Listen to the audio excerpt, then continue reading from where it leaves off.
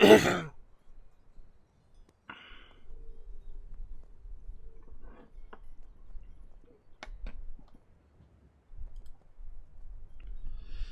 everybody, this is Rydo and we're back to MTG Arena. Today is Monday, November 18th, and it seems like they've decided to throw out a updated ban list on MTG Arena and apply that updated ban list right now.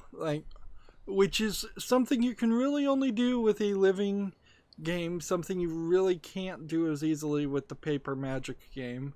And we can notice here that the number one card that I've even been hearing people complain about, and I'm brand new to getting back into playing Magic, is Oko Thief of Crowns, which I assume he was the Oko that everybody was playing. 70% of all decks apparently were playing this one Planeswalker card. Other cards that are banned are Field of Dead. Field of Dead, I believe, was already banned for something else. And then Once Upon a Time and Veil of Summer, I haven't heard anybody mention, but I imagine these are just kind of all overpowered cards. Notice that these two are from the Core 2020 expansion, so Wizards of the Coast Research and Development Team, not very smart, clearly. This is from the latest expansion, Throne of Eldrin, and so that at least in the last 3 expansions, they've been screwing up. This, I believe, is War of the Spark, which would have been the expansion before Core 2020. So you have here, over the course of the last year, at least 4 cards being way overpowered and not balanced right. Now, what Hearthstone may have done here was change what the cards did instead of banning the cards, which feels a little bit nicer, but it's effectively the same same thing. It's kind of even worse to change the cards, because theoretically you could still play this in some kind of friendly game, maybe, if such a thing exists in MTG Arena. I don't think something does exist right now, but it probably eventually will. It says down here, cards on the standard ban list can still be played in historic matches and direct challenges. So you still do have those 2 ways in which you can play these cards, but as far as anything that's a standard game, standard regular player, standard ranked, the gameplay styles that they really want you to be playing, these are just completely banned. And there's no big evolution here. And we're getting a mythic rare wild card. I don't know if that's because I had one of those cards that was banned. I probably had Oko, if I was to guess, but because I imagine everybody had Oko. We're starting a little late today because late in the evening last night I decided to have my computer live boot into a special version of Linux to scan for viruses, and it found 6 things it considered viruses and got rid of them, and they probably weren't that big, but I was noticing there was something that was launching that I didn't like. So it took a little bit longer than it should have for that. Usually I have a pack to open or something, but today we kind of don't start with any of that. Alright, well, we re-rolled this, and so play 40 lands, play blue or red, play black or red. So we should play red, but we also want to do this festival, or I need to make the decision that it's not worth 2,500 gold to do the festivals. I think it probably isn't worth it to do the festivals for what you're paying for. You're effectively spending 500 gold to get a skin, whereas if we went to the store, I think there are not these skins that are worth 2,000 each, because they're like commander cards. Let's see. Maybe 500 gold is the best deal to get skins, actually. I thought for a while there we were getting like 300 gold to get skins. Yeah, you'd be paying more for these skins, these cosmetics, but you probably are still wasting your money in comparison. It'd be better just to buy 2.5 packs. Although I don't know how this all breaks down when all is said and done, and you have all these cards. It feels like as soon as the entire next expansion comes out and the latest expansion that you own all becomes banned, feels like you would lose almost all the value of those cards. Well, as a YouTuber though, it still makes sense to do this. This is gonna keep things spicy and interesting. So we need to edit this deck.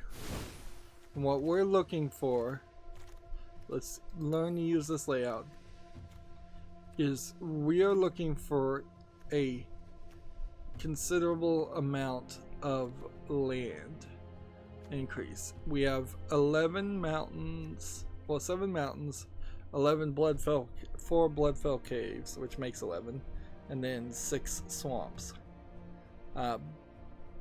which that leaves us at 17 when we should really be closer to 26.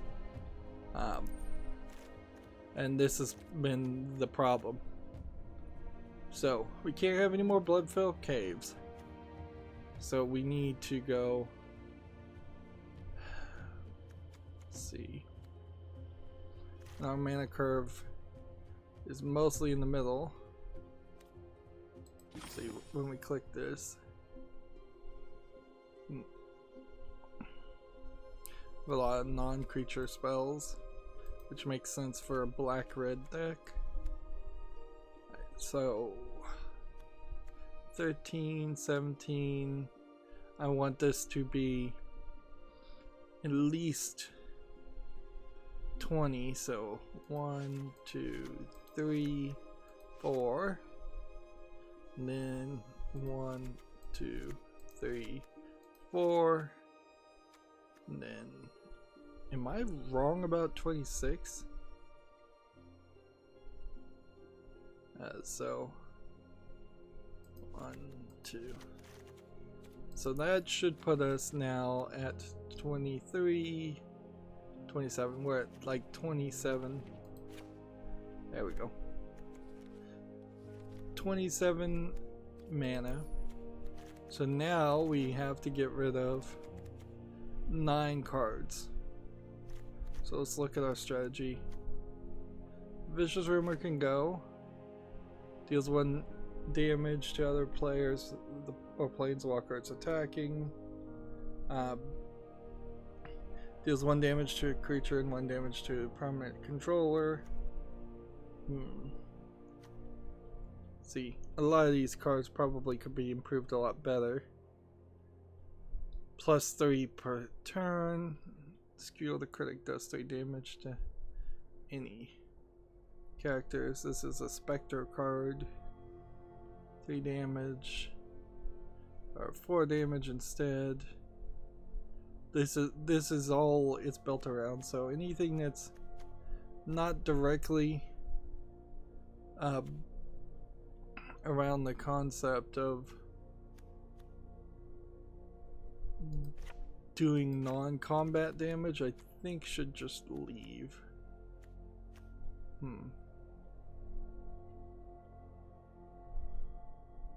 Let's see, this one's probably not that useful.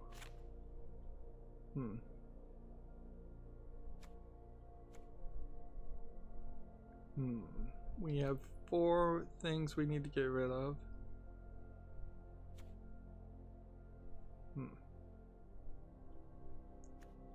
Baked into the pie doesn't really synergize with that.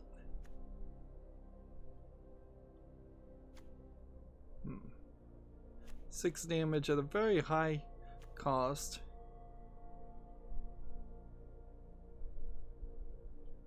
And then here you have a 7 mana card that's probably not worth playing. Yeah, I think that's where a lot of this boils down to. And I'm just going to get rid of 1 land. Yeah, in a weird way, I guess I could have gotten rid of a couple of lands because of the heroic banners. Let's see. Yeah, a lot of these cards probably could do better. But let's just try that. Dome Destruction version 1.0 play.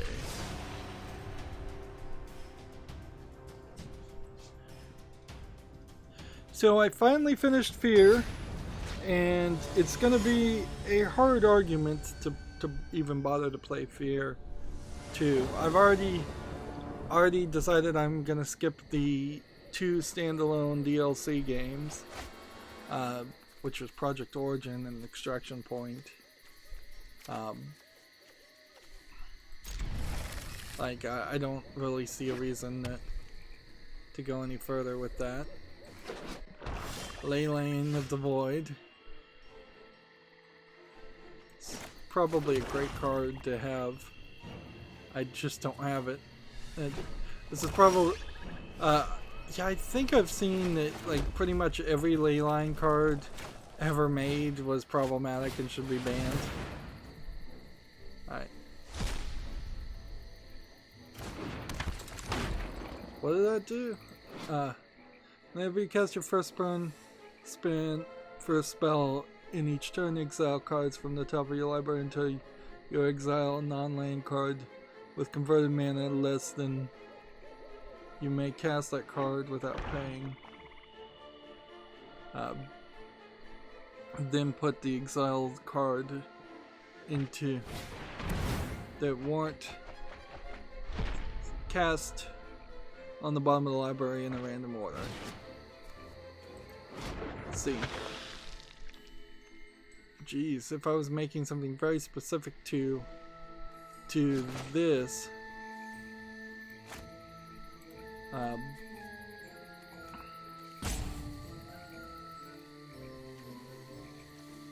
I probably have a card that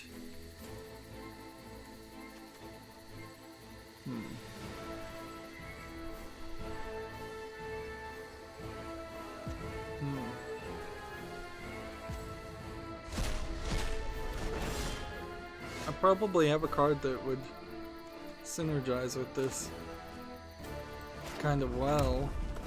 Like, I think there is a card out there like that. Alright.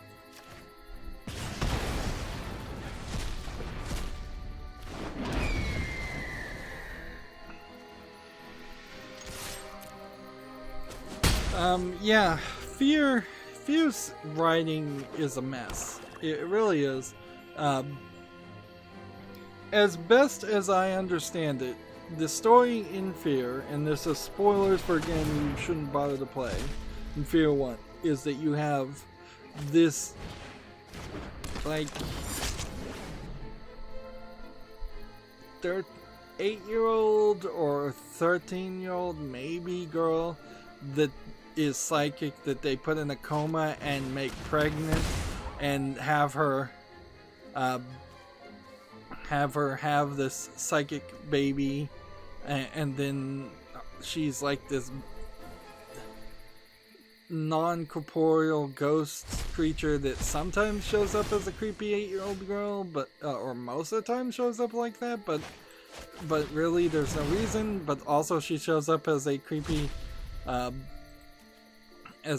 naked like 15-year-old girl, and like and she's spooky but not really a threat to you throughout the most of the game, but in a couple of sections she actually is a threat to you, and she'll just kill you on contact as soon as she touches you. At one point at the very end you do have to shoot her, but at the rest of the time you're not really shooting at her. It constantly, in these hallucination cutscenes that we were, let's see,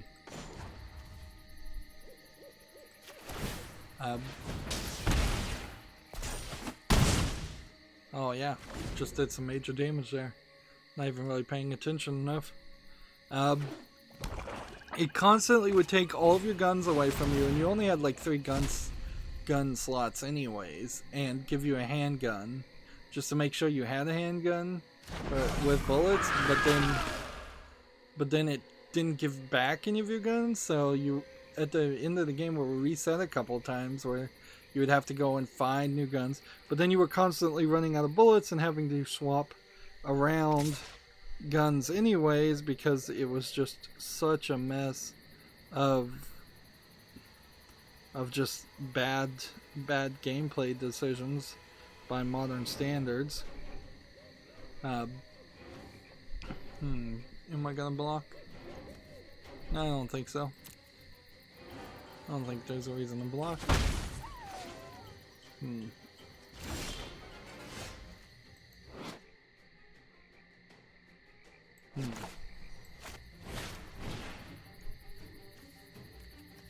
Do I not have enough mana? I guess I don't. I don't have 2 collapse.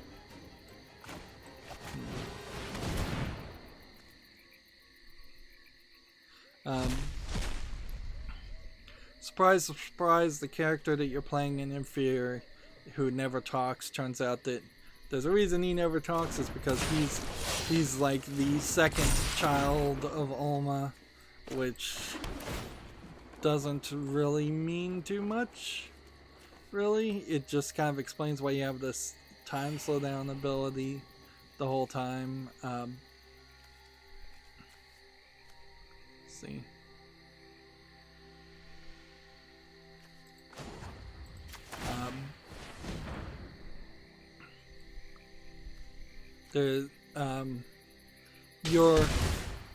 You're told throughout the entirety of the game that you're supposed to kill Fexel, and then when you finally do catch up with Fexel at the end of the game, he's just sitting there waiting for you to shoot him, effectively.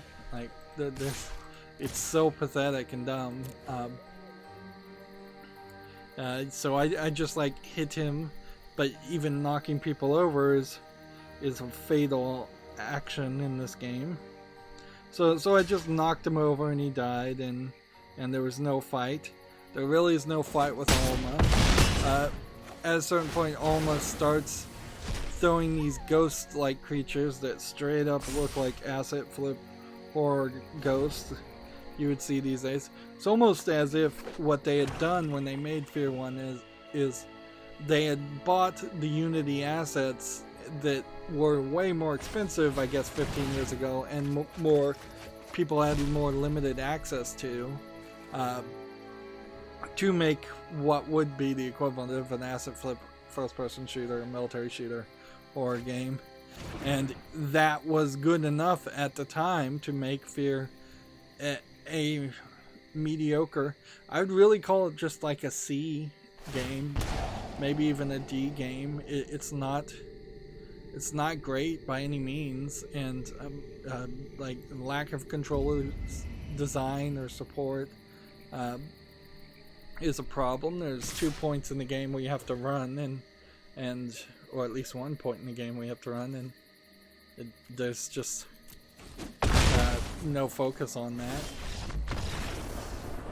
So I was gonna win regardless with this ability. But the story is basically nothing, and you do nothing to really move the story forward for the vast majority of the game. Like,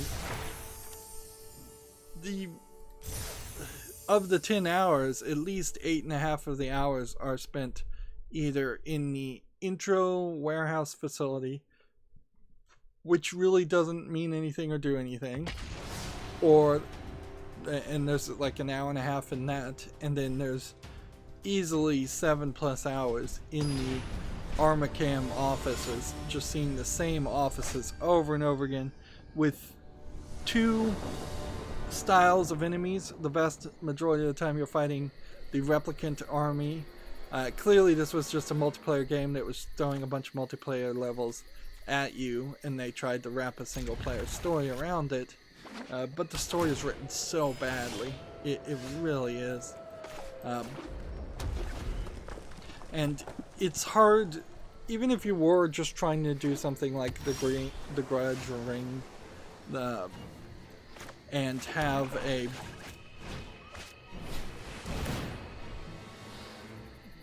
there's nothing in my deck. Like, even if you were trying to have something like that and have a creepy black-haired girl, it falls apart because Alma, as the creepy black-haired 9-year-old, which is what they're trying to copy, gets transformed into this weird like 15-year-old, and the ages are way off, frankly, than an 8-year-old, 9-year-old, and I'm not really picking these numbers out of the air as much as you would think, since I just keep throwing different numbers out. But like they clearly, when they were writing the story, were picking numbers out of the air too. I don't want to cast that yet. Instead, I'll do this.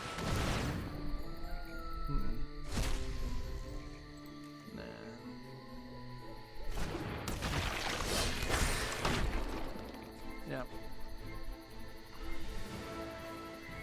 I don't want to attack yet. So, yeah.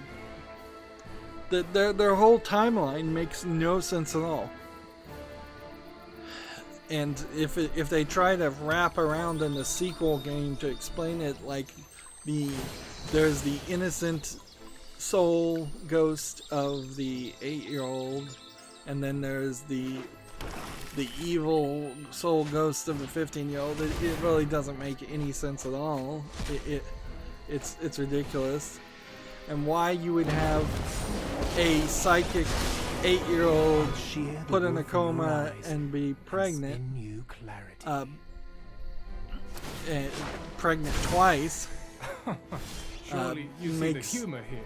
No sense. And it also means that she died like a long time ago, before the game even started.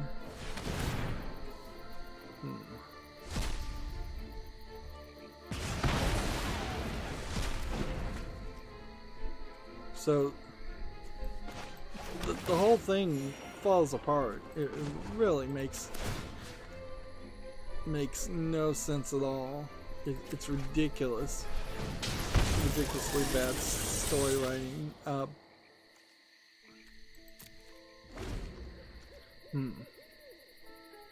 What they were trying to tease, I imagine, was that you kept seeing these cutscenes of a woman giving birth or being forced to give birth, and that Alma was the girl, the psychic girl.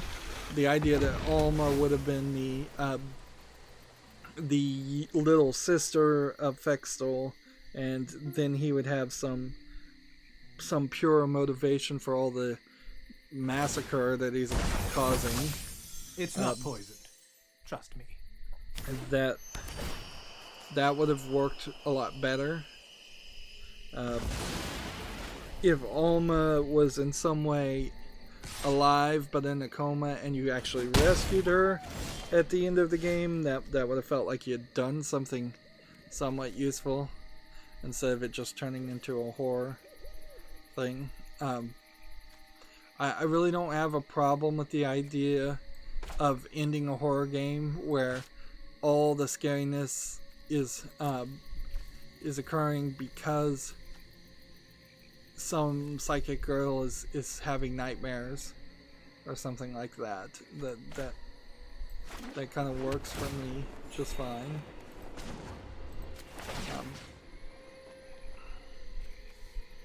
Right.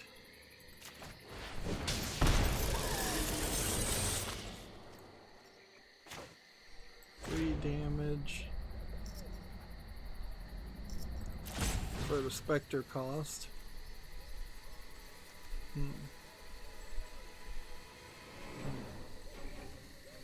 Let's go ahead and kill this.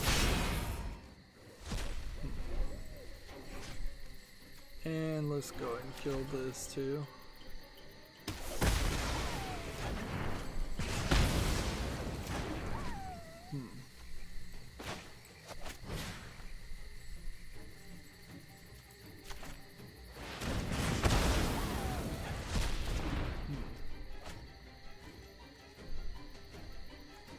Yeah.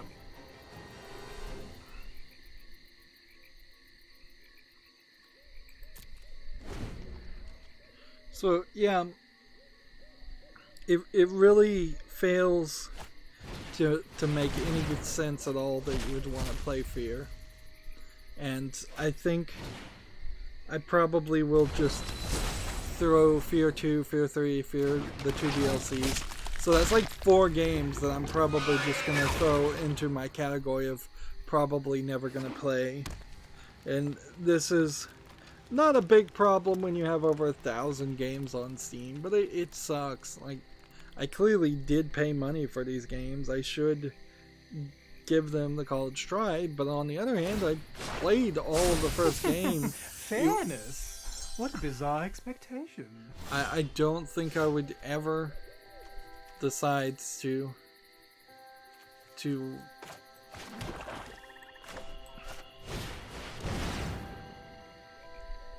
yeah, I just don't think I'd ever decide to want to go back and play Fear 2, at least in the next year. Maybe there's something to that. I guess we can do this also. Why do you cross me?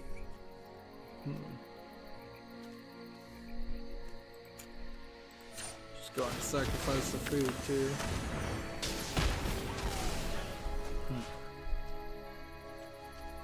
How much damage is this gonna do?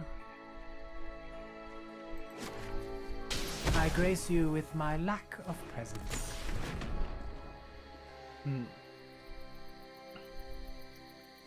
Yeah. There really needed to be a lot more times when Alma was either fighting you directly instead of you shooting just military guys throughout the entire game, or helping you, or just sowing the seeds of chaos. I think in a modern day, 15 years later, or nearly 15 years later, you sign her up as this psychotic chaos like loving demon child, just this crazy person that would sometimes mess with the enemies and sometimes mess with you. The thing that seems kind of obvious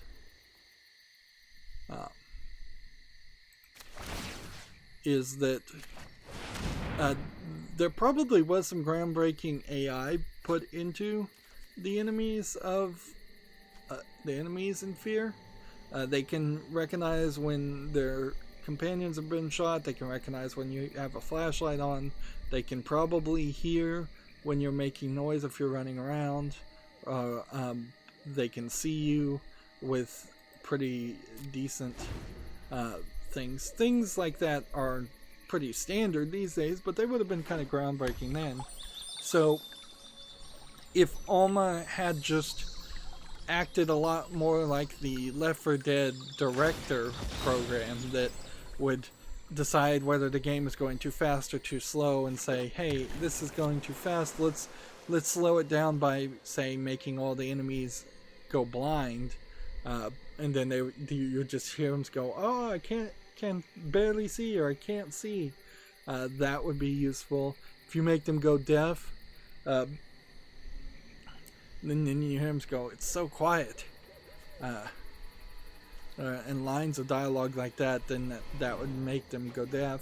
And then you'd have Alma, if the game is going too fast, and they feel like, and she felt like there was a little bit more challenge needed.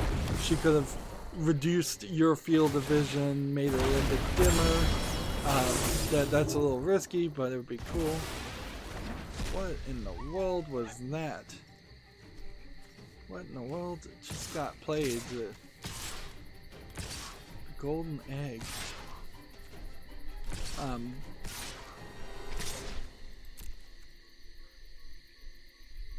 I think I've probably lost, if I was to guess. Also, she could, since at the end of the game she's throwing these floating ghost creatures that have like basically no animation on them at you, and they're just flying towards you, and they kind of touch you and do a massive amount of damage and then disappear. You could have had more of that. You could have had her appear, and she creates fire, it seems, a lot of the times when she appeared, so she could have certainly stayed within that canon of what was being established and create more fire. She touches certain enemies, and whenever she touches somebody, they just dissolve into a pool of blood and a skeleton. She could pop up at any point in the game and do that. Although that wouldn't be particularly fair to the main players. If you turned around and she's standing right there and she just touches you and turns you into a skeleton. But you could certainly have a fake out moment when that happens. Anything to keep her more involved in the actual gameplay loop would have been way better than what happened, because you forget she exists, basically. The game forgets she exists, basically, for the entirety of it. I believe in the last stream I mentioned that the little girl Alma got in the elevator with Alice Wade, and then Alice Wade kind of just forgot everything that was happening there. And so I thought maybe Alma is inside of Alice Wade. No, not really. That went nowhere. That was just bad writing again. Alma is Alma Wade, so in theory I believe if she was still alive and aging, she would have been the older sister of Alice. Or maybe Alice is a clone of Alma, but why then wouldn't she be psychic? They don't do anything with Alice Wade. Fextel, who would have also been like the nephew of Alice, just murders Alice Wade for no reason. And it's kind of nothing. Like every character just gets murdered, not by you, and then you cause a nuclear explosion just for a cliched ending in which you potentially murder a bunch of other people. But I don't think you really do that. I think the area was already evacuated, so you've just blown up in the facility that her ghost powers were somewhat being contained in, but not really. Part of this, I think, is in the credits that it seems like the story was written by like a Chinese or Japanese person, and there was this like big ball of water that apparently Alma's corpse was being contained in. Ghosts can't cross water is a Japanese myth, so that kind of makes sense.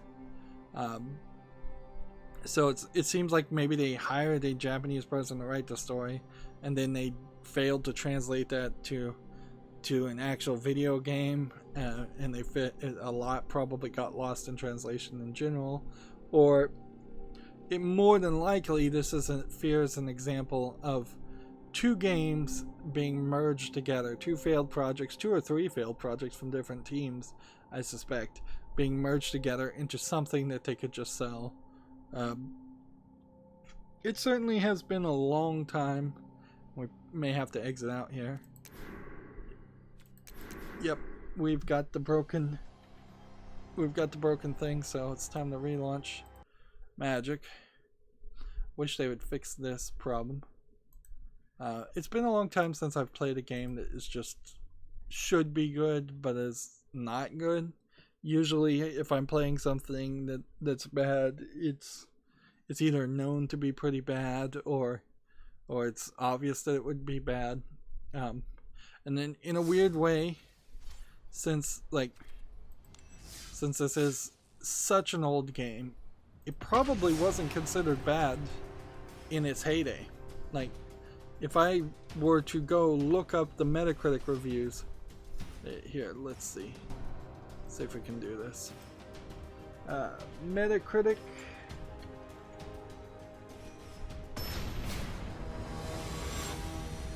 Here.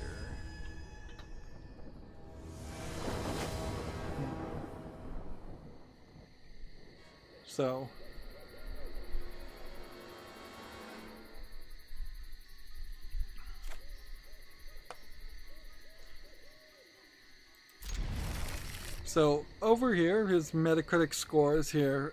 Fear was given an 88. It's given a user score of 8.3. It was considered really, really good when it came out. So the question, I guess, comes down to, is it because it's just so old, or is it because I'm just off my game and my opinions are completely different from other people? I would imagine it probably is just because it's so old.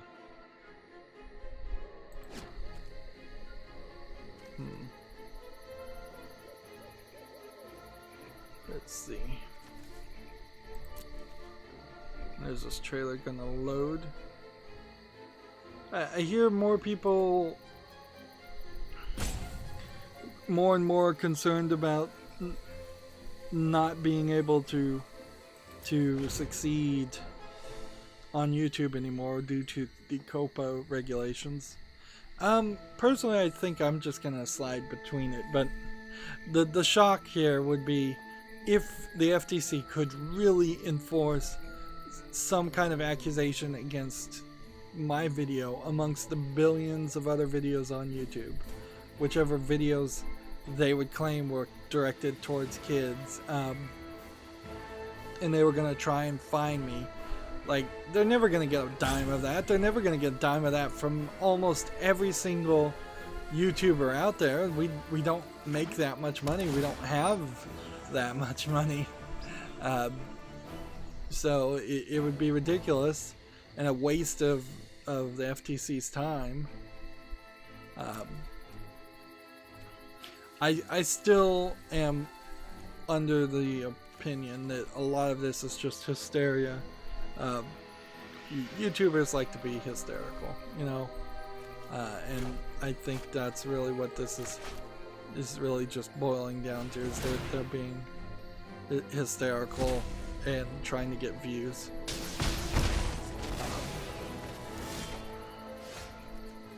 And in actuality, it's in no way ever going to be enforced, and it's not going to be a big issue.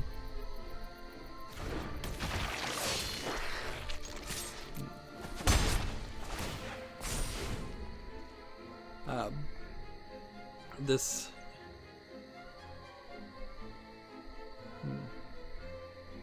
let's see. There we go. Here we have a review here. We can talk about it. According to these user reviews, Fear seems to be a love or hate experience. People junk this game for repetitive levels, bad graphics, and lack of anime diversity. I think that's all accurate. I just don't see any of that except for maybe the bad level complaint is valid. Although who cares about how the levels look when the gameplay is so solid? Yeah, and this was 2011, 8 years ago. The gameplay was probably super solid back then. It's not solid now, though. It's like standards have just increased.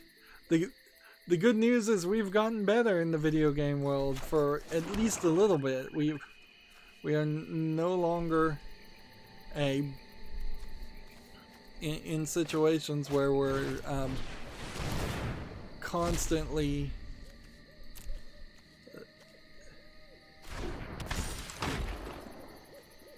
Like, we're no longer constantly just accepting good enough, and things have just gotten better, and games have gotten better. And compared to Dead Space, which Dead Space 1 is a pretty old game, that's about as far back as I think you should go for a horror first-person shooter game. And if you just can't get your feel from Dead Space 1, 2, and 3, I don't know if there's a lot of other options, because so many of these first-person shooters went into the military action genre, and so many of the horror games went into the Amnesia style gameplay, where if you ever have a gun, it's extremely limited. I have the thought to play that game Pacify on Steam. It's probably too expensive and not worth my time, just to compare what it's doing versus what Fear does, because Pacify is a creepy black-haired ghost girl still playing on that Ring Japanese trend, which by today's standards is pretty old. Let's see. This needs to be played first. And then go ahead and do this. And then I really would have liked to kill this too. But whatever. We'll just no attack. No attack it. Yeah. So horror games have kind of become their own thing. I guess the elephant in the room that I keep avoiding mentioning is, hey, why not play Resident Evil 7? Like, in a lot of ways. Like, Resident Evil 7 definitely got back into more of the horror element of first-person shooting. Resident Evil 7 has a lot of puzzles. There's no puzzles in Fear. There's a lot of enemy diversity. There's boss fights. There's really no boss fights in Fear. Why not play the remastered Resident Evil 2? Same situation. The only difference is in Resident Evil games you're fighting zombie monster creatures for the most part, and there isn't any creepy Japanese girl. But if you want to play a creepy Japanese girl game, then there probably are several Japanese games like that aren't first-person shooters. Am I supposed to be doing something? No, it's just hitting taking forever. So yeah, I would say play Resident Evil 7, play Resident Evil 2, and maybe play Pacify, or just go watch the movie The Ring. And if you want the Japanese horror thing, if you want to, there's probably a small collection of live action or animated Japanese horrors, manga and anime out there that are worth watching and are actually scary.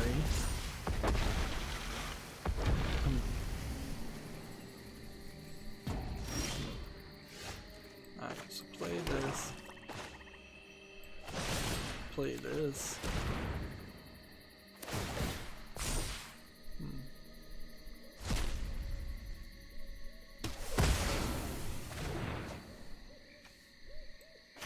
And attack that, I guess. And then I guess you could block with this if you wanted to. But otherwise I'm going to attack. So you could use this and this, block this, and kill that. That's pretty much all you could do. So yeah, 15 years later, not impressed. Not really satisfied with Fear. I think probably this is just that inverted valley, like where you have old arcade games from the 70s and 80s, and NES games, and Super NES games, and then as you start approaching Nintendo 64 games and GameCube games, there's lesser and lesser of those games that are worth going back and playing again, because more and more shovelware comes around, and then you just kind of hit the rock bottom when you're at the Wii point, and Nintendo references are great here for me. Once you're at the Wii and the Wii U point where it's just shovelware, there's very few Wii and Wii U games that are worth playing that frankly aren't just remakes of older games, and then eventually you start getting up to like Switch and modern times. And I think for PC games in particular, there was just a ton of shovelware too. But the 3D graphics, the low polygon count, all of that seems to kind of synergize to make pretty unplayable games. Where if you go back and play Doom 1, you know it's not trying to do modern graphics, it's not hyper-realistic 3D graphics, so, but it's still kind of playable if it doesn't make you motion sick like it does to me. But if you try to go back and play Doom 3, the one Doom game I totally skipped when playing games, there's kind of no way that's gonna work for people. Alright. Red is the right one to play.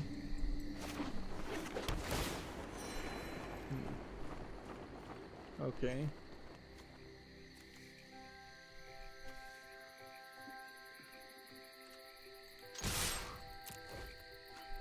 I'm just gonna attack with both and see if he's willing to get rid of his legendary creature. Actually, he is.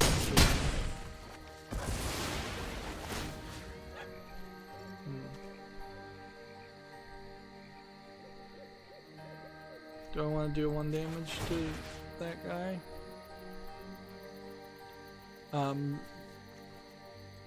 Actually, yeah, let's just do that. So yeah, I probably have talked about more about fear than it really deserved at this point. So let's just start going over the news. It's becoming my slogan to say there isn't a ton of news, but there really isn't. But potentially some big news, although it really will just boil down to what you think is big news.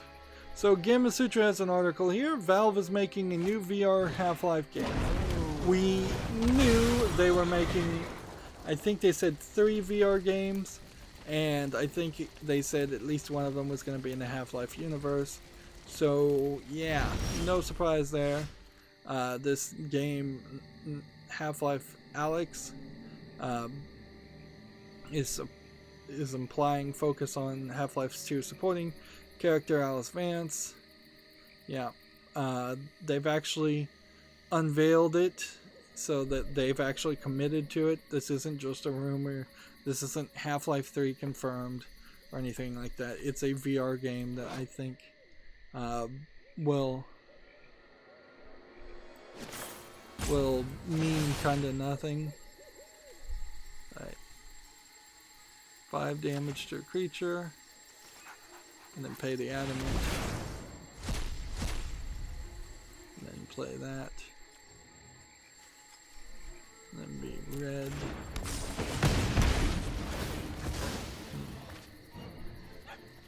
And then just no attack there. Like, this game will probably be not a lot of much. Like, it would be ridiculous to have any faith in Valve to actually make a game.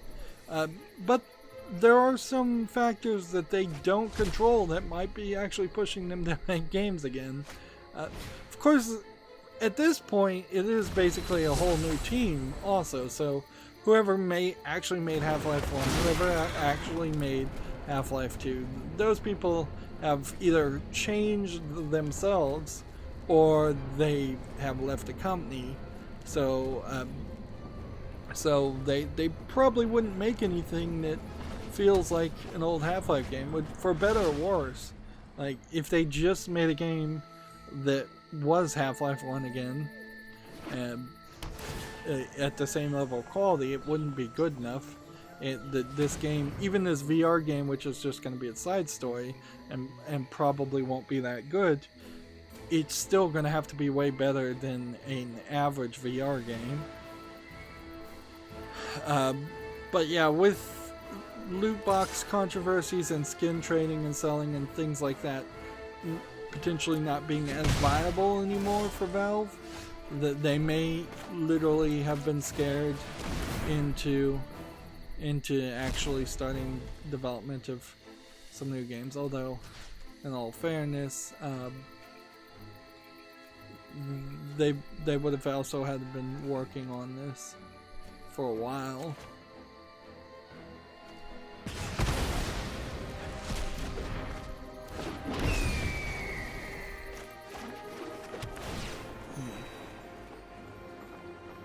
Let's see. Yep, just stick with no attacks, and we'll just do this. None of these have reach. Well, this guy has reach, darn it. So I'll have to either get rid of this guy or hope he attacks so he can't block. I don't know, maybe in the next 4 to 6 years, Valve will be back into making games. The Epic Store is another thing that certainly could have scared them into saying, hey, we've got to do something to keep people coming to our platform and staying on our platform. We've got to have some kind of exclusive, and we don't want to do exclusivity deals. So instead, they're gonna make their own products again. It really seems like if you were a new and upcoming programmer working for Valve is not a good place to get a job. I mean, if you've got to get a job, you've got to get a job, certainly, but you're not going to pad out your resume with much. Won't lie, I'm working at Valve.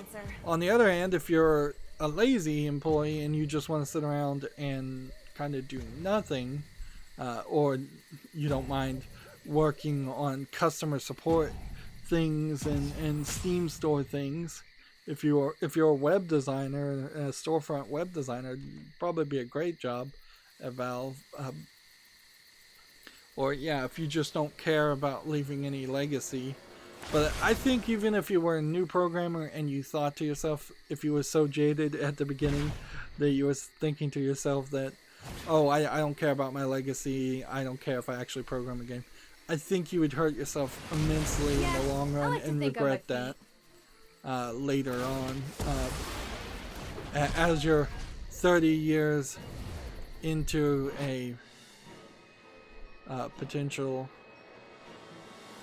career and approaching retirement, the idea of not leaving a legacy becomes a lot more scary and a lot more of a thing you don't want to have happen. I probably lost here, so should I keep playing or should I just auto pass everything?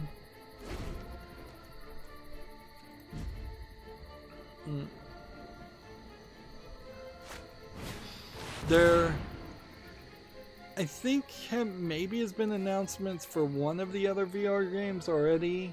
So there's, I think, still one VR game they haven't announced. But what's weird here is unless they're going to release this VR game on Black Friday, which would be an interesting twist. I don't know why you would announce it on basically a week before. But yeah, you could certainly have ridden that announcement for a month or two, But yeah, if you released it on Black Friday bundled with a VR headset and you can only buy the game if you buy the VR headset, they could probably scam a bunch of people out of a lot of money that way. And then at some point after Christmas, after New Year, they release the game separately.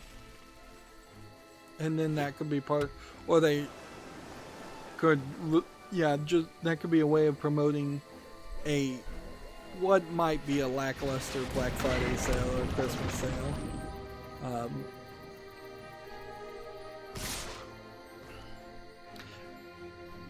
Yeah, I've got nothing here.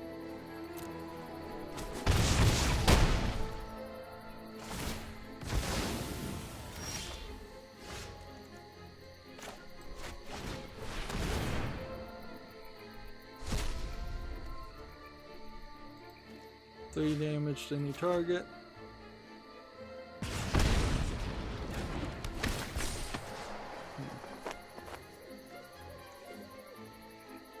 Alright, and this one will do 2 damage to a creature and a planeswalker.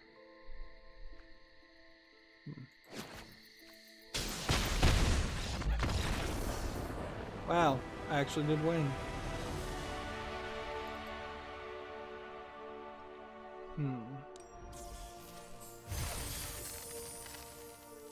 Let's see, how long have we been going? About exactly an hour. Interesting. I desperately need to break up these recordings into hour-long things.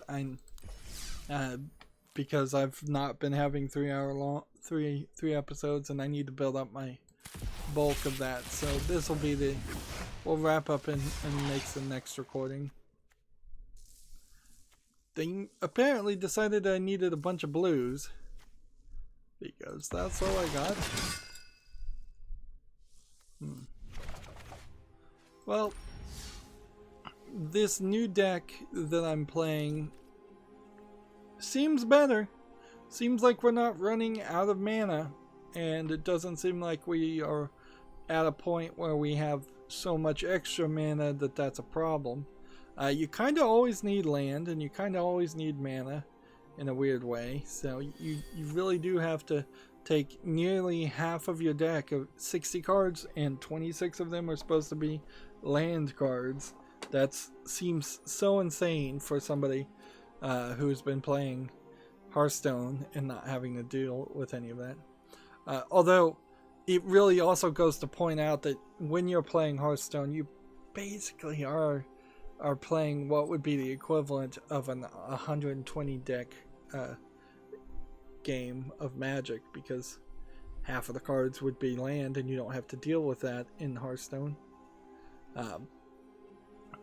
Anyways, we've gotten 18 out of 40 lands played. We've gotten 23 out of 30 blue or red spells played, and we're getting victories slowly, which is giving us XP and working our way up to level 59, which it's 1,000 XP each time, and it doesn't get any more expensive, I don't think, or at least it doesn't seem like it is.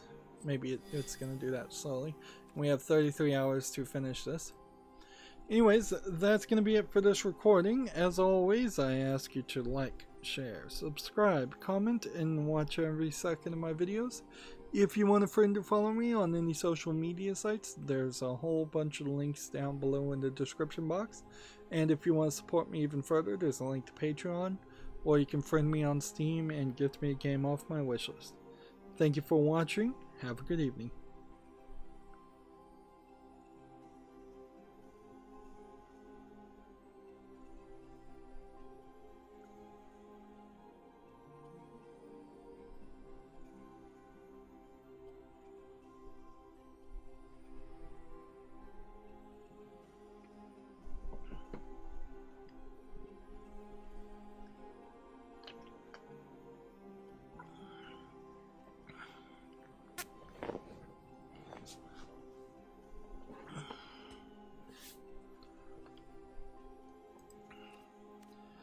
Hey everybody, this is Rydo and we're back to MTG Arena. Today is Monday, November 18th, and we are doing the festival standard cascade. We've adjusted our Dome Destruction deck with more mana, so now we're actually winning, and so we just need to play this. Meanwhile, let's start covering all the news as soon as possible.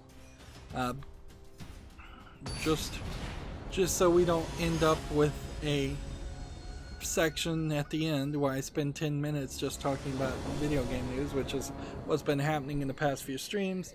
I've been having a very hard time just getting on with it and multitasking with Magic the Gathering Arena and covering the video game news compared to Hearthstone. That kind of makes sense though. Like, it totally makes sense that I would take a little bit more time to try to understand what's going on and trying to learn all of these cards and all of that. Let's see. I'm gonna go ahead and put this back in the deck. You want to play expensive cards as quickly as possible if you can with this emblem, because this Maelstrom Nexus emblem will play cards it runs into that are cheaper than the expensive cards, but early in the game of course you aren't going to have the mana to do that.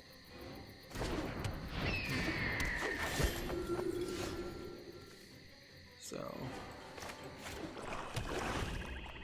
all I can do is what I can do. So we have a game here on Steam called Miscreation Evolve Your Creature, which I've been looking at it and it seems like it's just kind of a platformer game with some kind of Pokemon evolution element in it, but it doesn't really seem like the evolution of your creatures would play too much of a role. And then you have these kind of like goddess creatures that with the cleavage, so it feels like it might be trying to sell itself on some implied ludity that's not really here. It's $8.49. It's English, French, German, and Russian. I don't really believe that this is a good game, but I'll put it on the fall list and be generous. If the fall list decides to work. Speaking of games that I don't think are ready for prime time, we have what is this? 1-3? Actually, this is the first thing you need to play, because then it's going to give me something like this. So I can do this.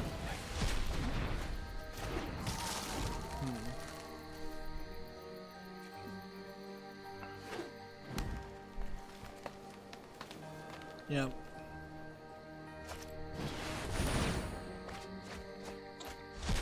The Legend of Bumbo. Let's go and talk about this game. So I'm a huge fan of The Binding of Isaac and Edmund Macmillan's crazy, I am probably crazy art style. But what he's done here is he's taken the Binding of Isaac story, which has been stretched out as far as it could possibly go, and he's turned it into kind of a mobile game, where it's a match 3 game, but it's being played on a PC, and I don't know why this isn't a cell phone mobile game.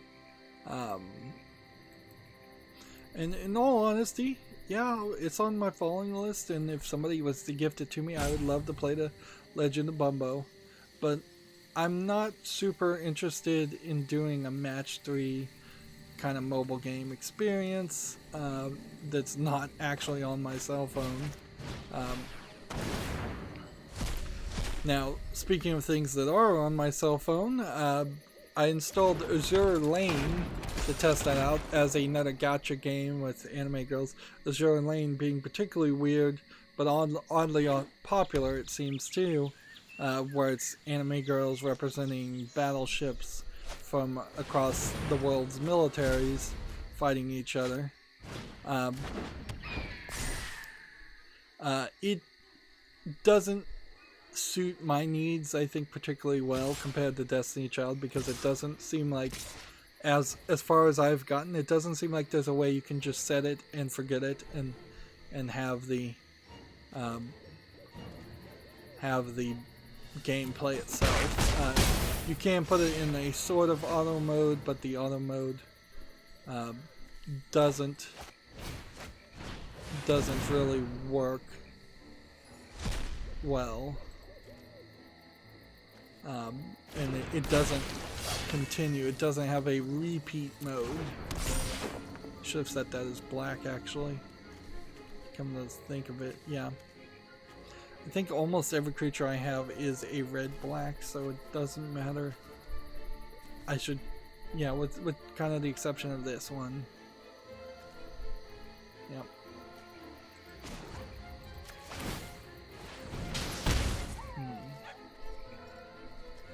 Okay, well, we can attack with this, I guess, and he can decide to defend or not.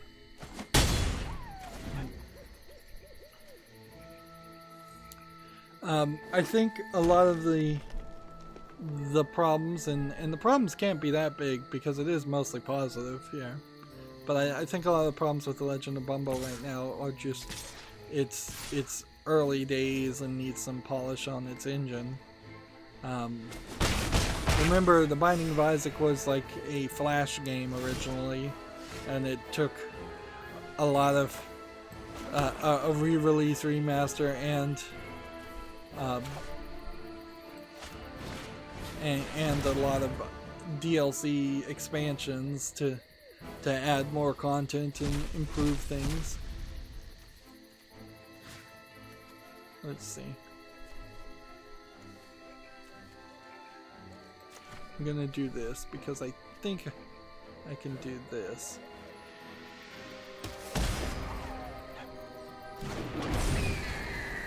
Yeah.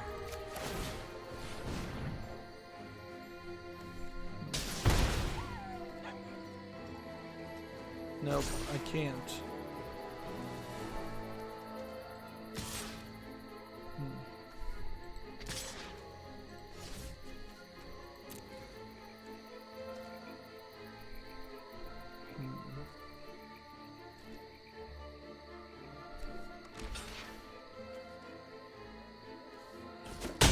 I think I tricked them into doing that, which is fine.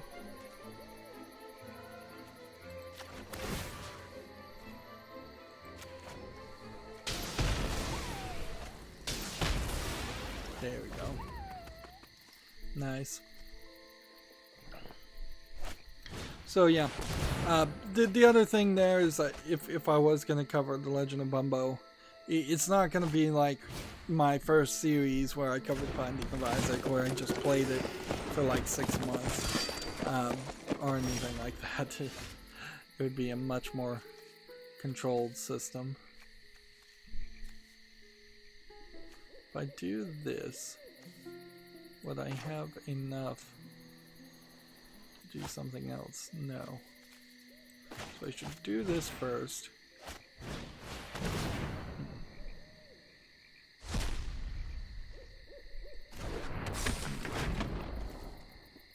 And then, again, had I turned this into a black instead of a red, I could have cast this.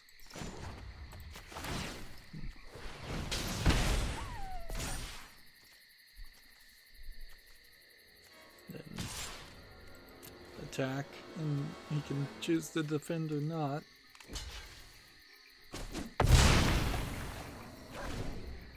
I can't really do anything to destroy this card, so this guy's gone forever.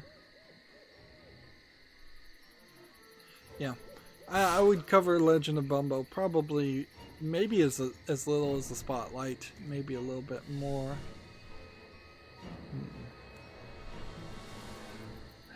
Yeah. I don't see a real reason to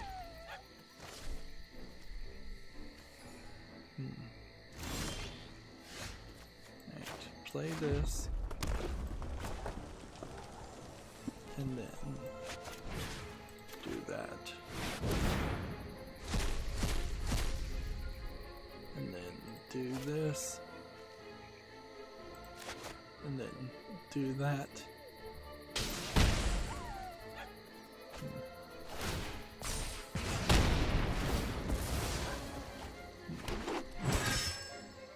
And then attack. And that's it. That's all I can do. That's probably all I need to do. Yeah, I could see myself just spotlighting The Legend of Bumbo and moving on. Yeah, Azure Lane also kind of yells at you. It doesn't have... Well, two things. I accidentally clicked on a character and it was accusing me of shaking the anime girl, or, you know, doing the boob poke minigame thing. But, and it seems like different girls in the game, once I realized that was what was happening and tested it out some more, react completely differently there. But they certainly aren't going for a more mature audience, so the dress and the oh darn it,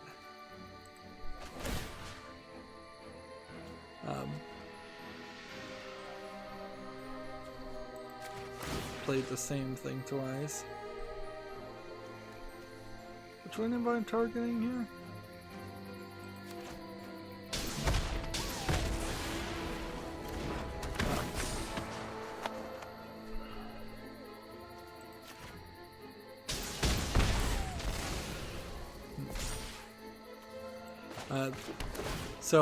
But yeah, the first character, of which it seems like there's 3 main starter characters, kind of like starter Pokemon, and the first anime girl is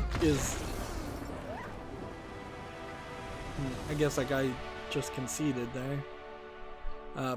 Yelled at me for accidentally clicking like once, which you can click on all the characters you want in Destiny Child, and they don't really react to it. The other problem is that only a handful of characters in Azure Lane are actually live 2D characters. Everybody else is just a stationary character. It's played, the game itself is played as a side-scrolling shooter with some map navigation that you have to do in between each conflict, which makes it kind of impossible to play the game on repeat.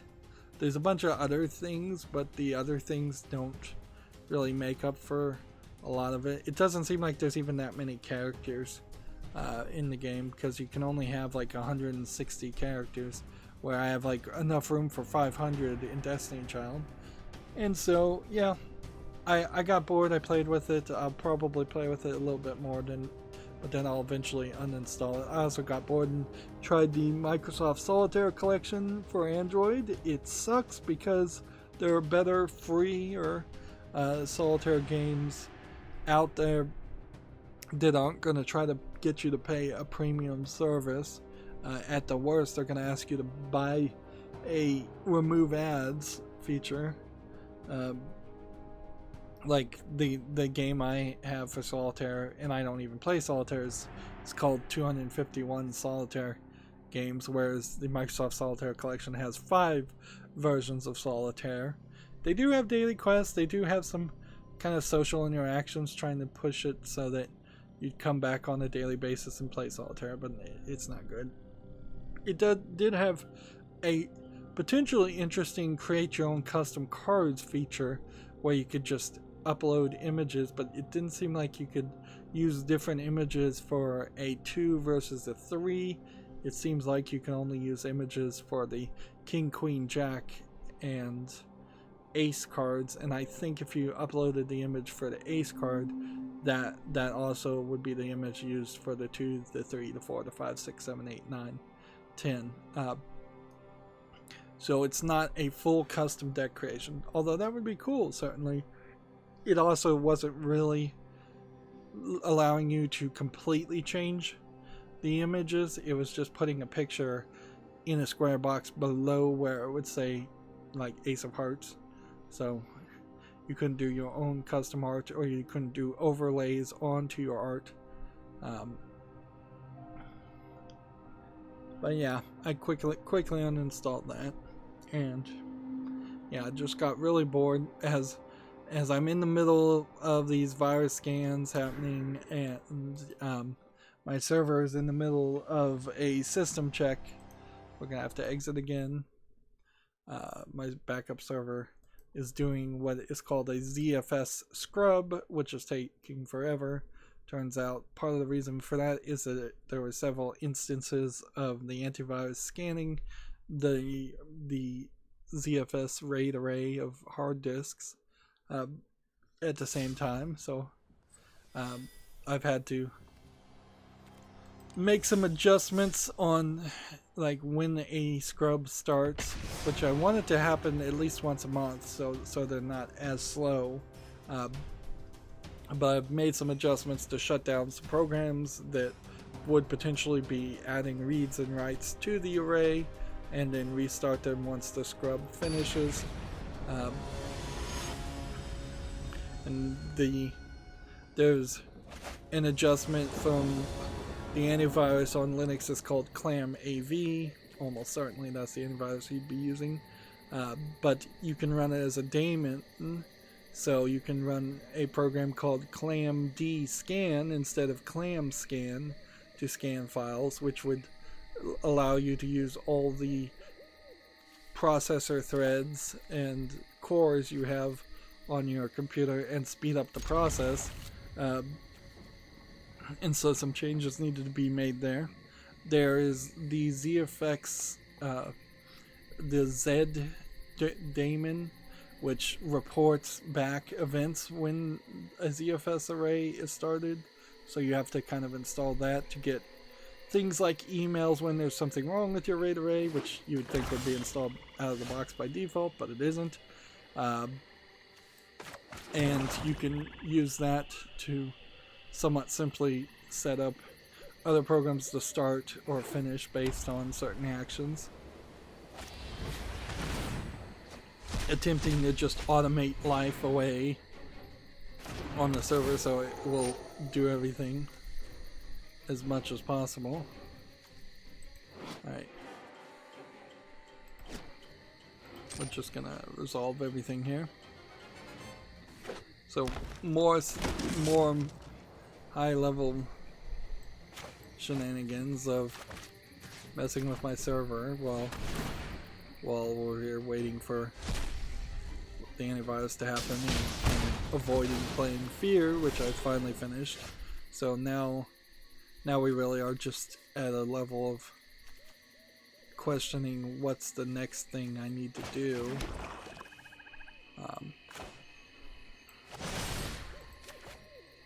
Like what's the next game I want to play, and I probably need to upload some videos, schedule some videos, not because I'm really low on hard drive space, but just because I need to be more consistent on that. That would be the one thing that the new COPA regulations would drive me crazy, is if it forced me into using the new studio upload set system, which is garbage, because I can't use the and not use my uploader software. That would suck. Oh, I hit the wrong one there. Should have hit this.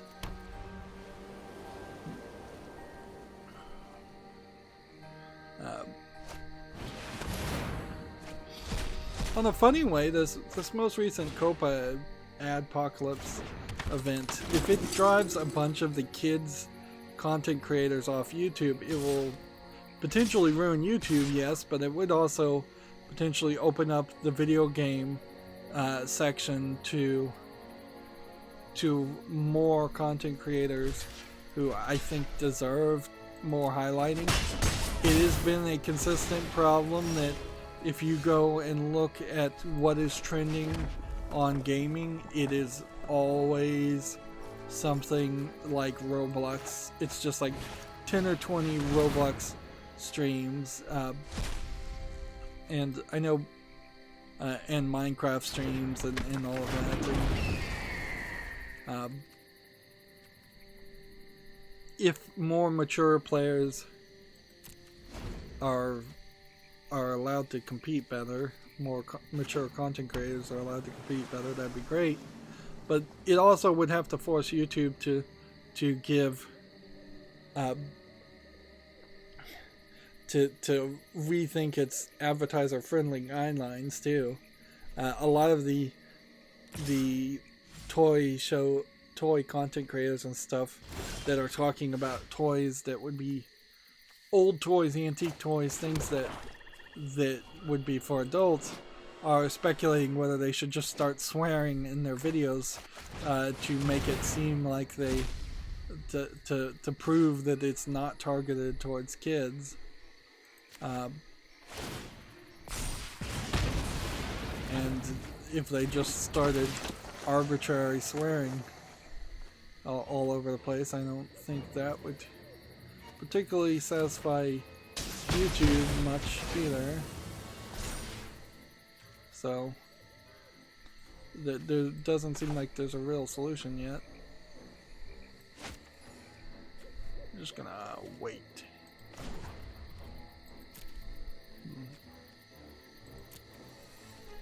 Okay. None of these have reach, so we can attack with that. And I don't think we can really do much of anything else, so we'll just attack with that one.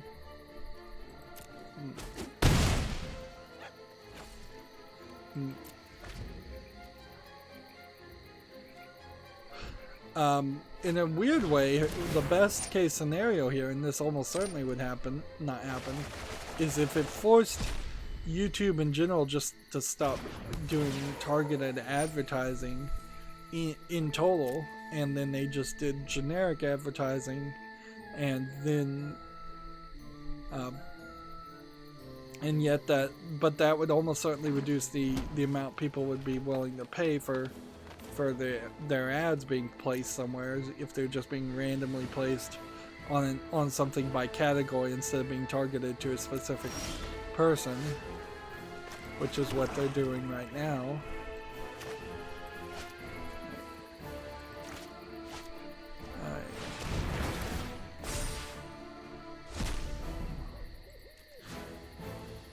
Okay.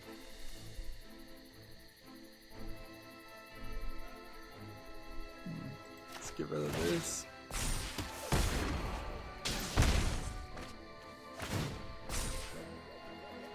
And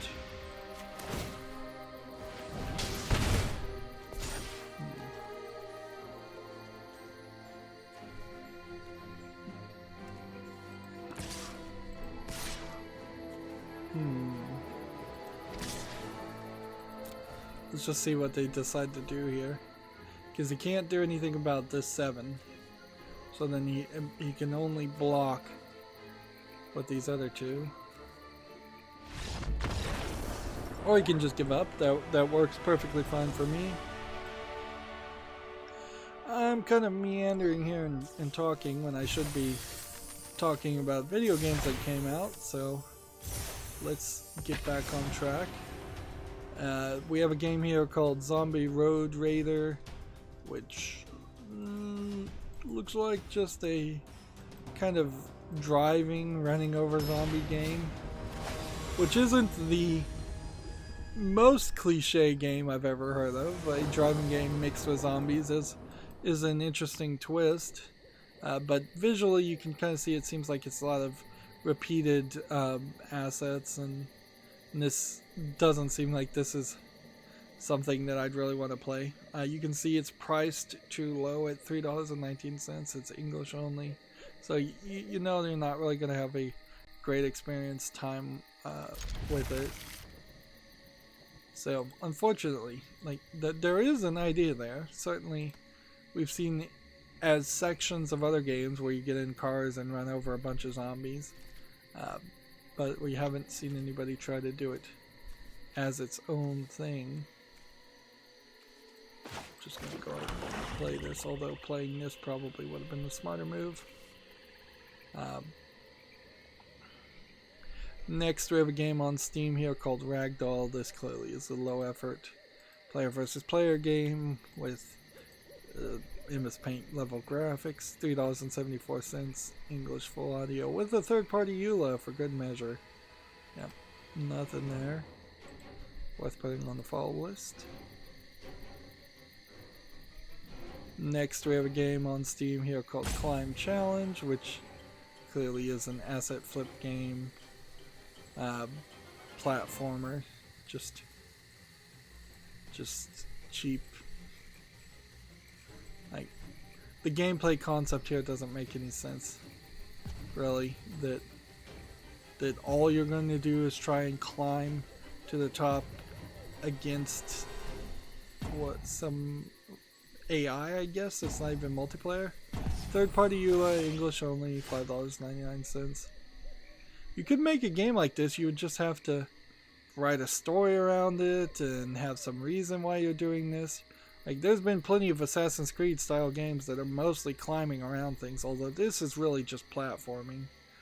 We've seen Minecraft levels a lot like this too, so and that's really the level at which it should have stayed, is just as Minecraft platforming challenges, because there's just nothing here.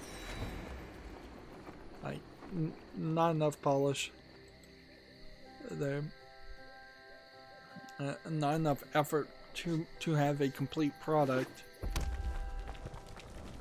Gamasutra has an article here. The Oculus Link launches in beta, opening Rift games up to Quest owners. Okay, if anybody cares about VR still, which is, I think, a big if. Alright.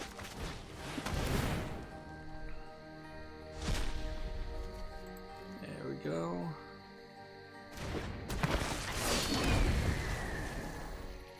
This one has haste, so we could attack if we wanted to, but we don't.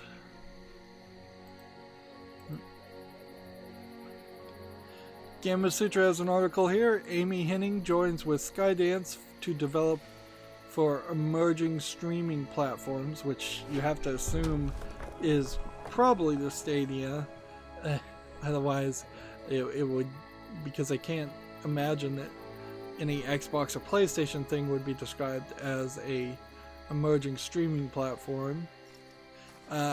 This is a year after she left Electronic Arts, and a couple of years now since she left being the Uncharted creative director.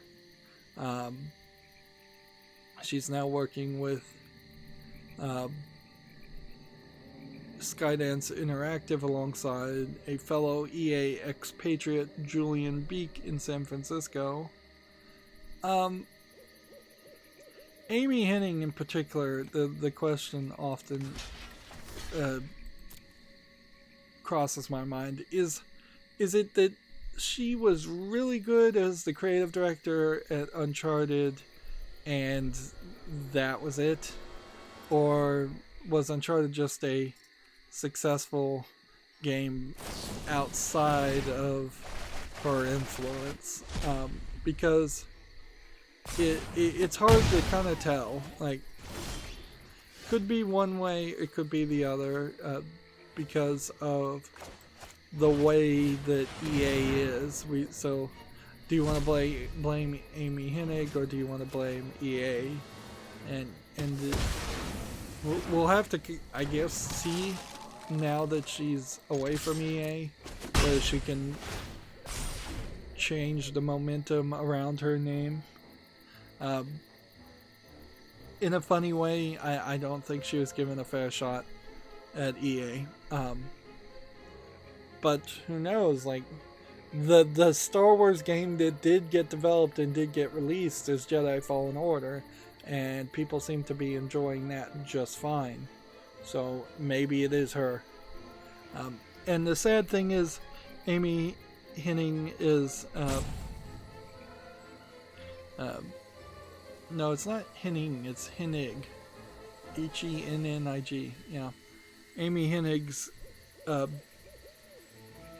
she's kind of at the forefront as one of the most successful and highest in authority female creators in video games, and as often is the case, is no role model can really live up to the needs of society for that role model to be successful and right.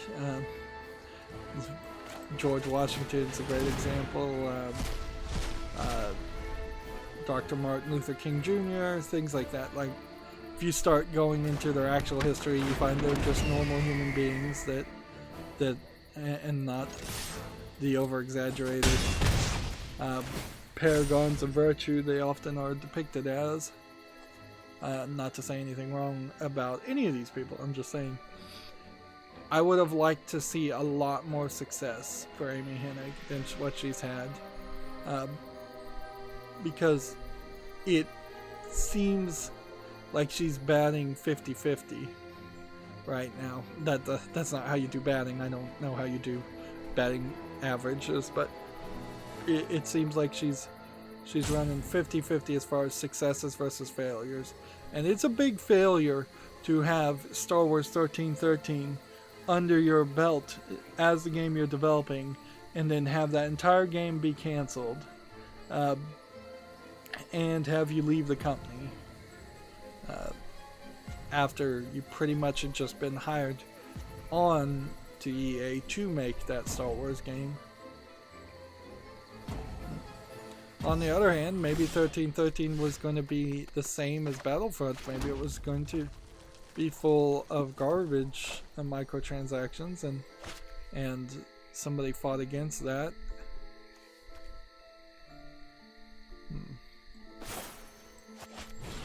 There we go. Pay the adamant fee.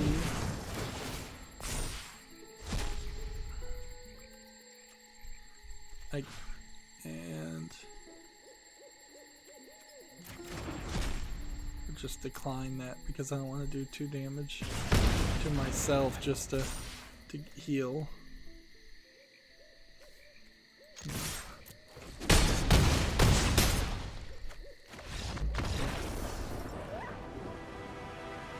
So, I hope she has all the success in the world, honestly, because she really needs it. Alright, and that's it for the Festival Standard Cascade. So far, we've spent 7,500 gold to get 15 skins, which I hope were worth it.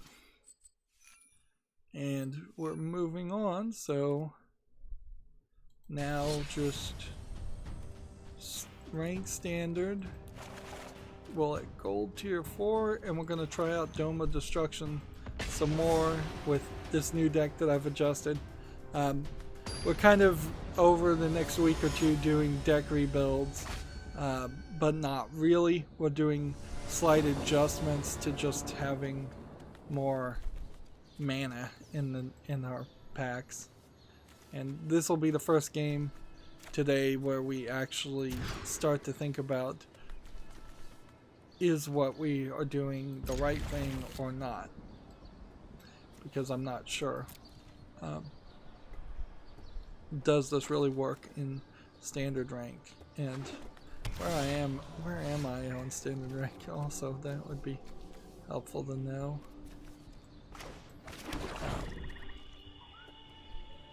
Because if I'm just about to get to like tier 3 and then I lose, I'm gonna be upset. But we gotta play it. We gotta play it the way it is.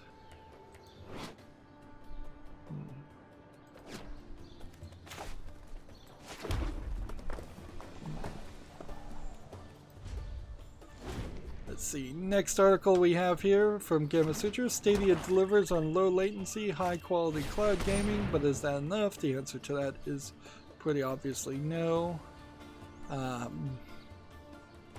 It might be enough a year from now if they have enough stuff going on. Look at this long haul of servers. That is a lot. I feel like they probably put a mirror at some point right about here and they're reflecting it. That's frankly a little too much. Like too many servers in one room. But maybe they're doing their liquid cool thing, so air cooling is no longer a consideration. At a certain point, like, you have to think about fire prevention, because fires do happen in server rooms a little bit more. You've got a lot of electronics, a lot of electricity going around. So if you have a room this big and you have to potentially suck all the oxygen out of a room or something, that's a lot of air you'd have to move, you know, or that's a lot of damage if you have to set off sprinklers or whatever system you're using for fire prevention. It becomes wiser, I think, to just put up some walls, some kind of fire break for that reason alone.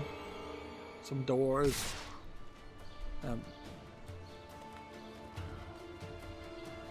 I don't think square footage is that big of a premium. Alright, let's do this.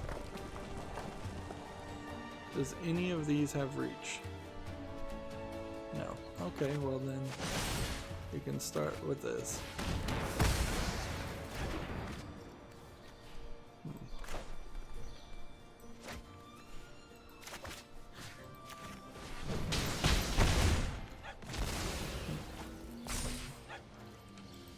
And attack.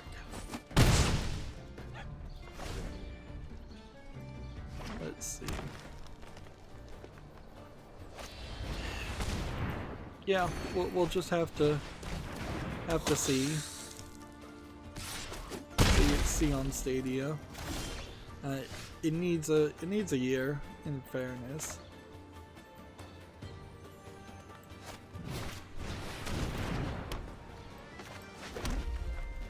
Let's see.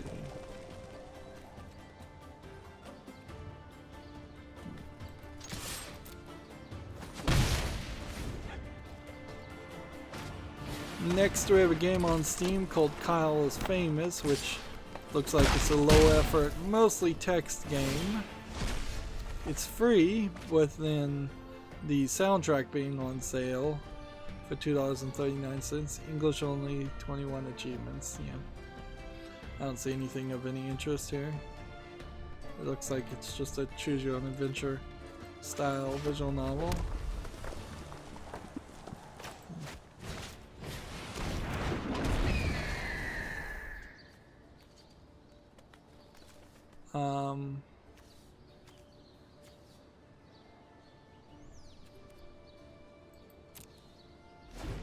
Yeah, I've lost.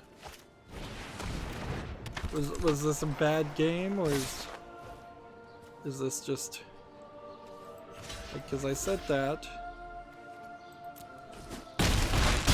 and then we do this? Do we have too much mana?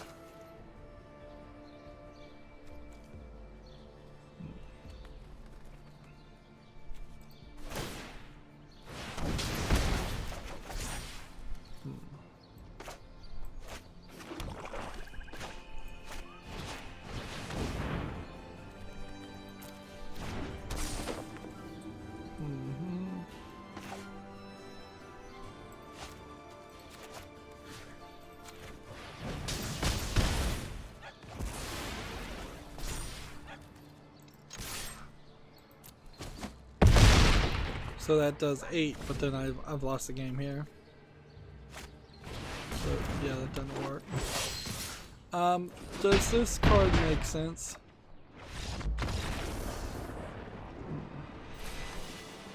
I don't think it does. And there goes my gold tier 4.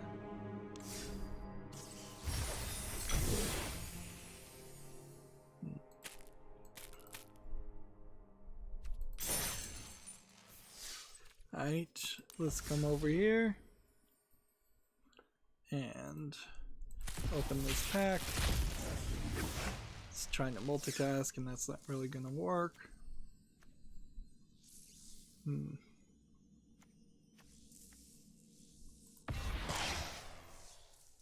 This is probably a really good card.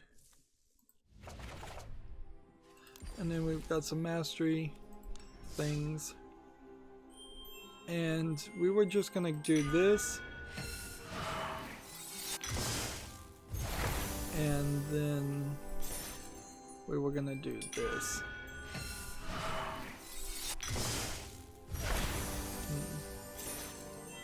And that didn't really do anything.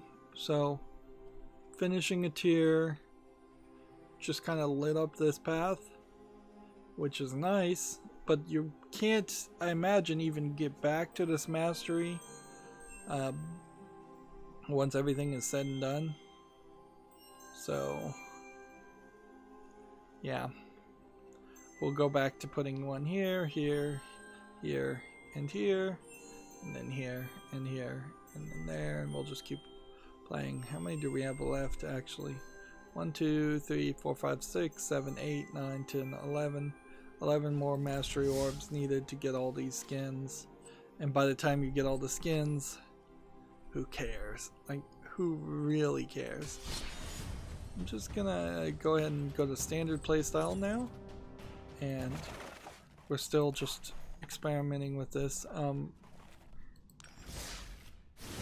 I think we can probably get away from this one, Theater of Horrors.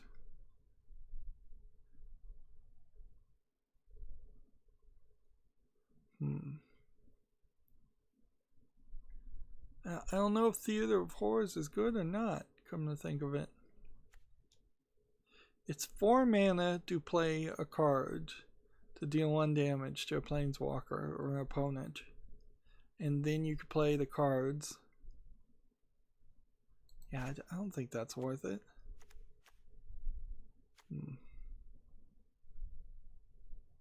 Where I'll put another one there. Just trying to make little adjustments without doing a full-on deck rebuild.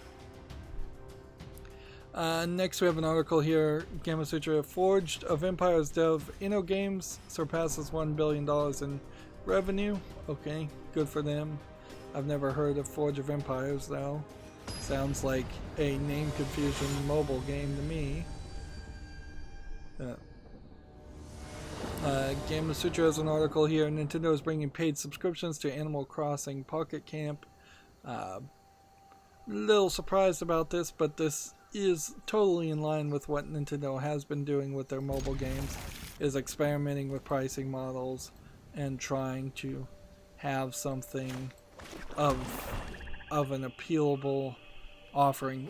It's kind of like they're trying to reinvent the wheel, frankly.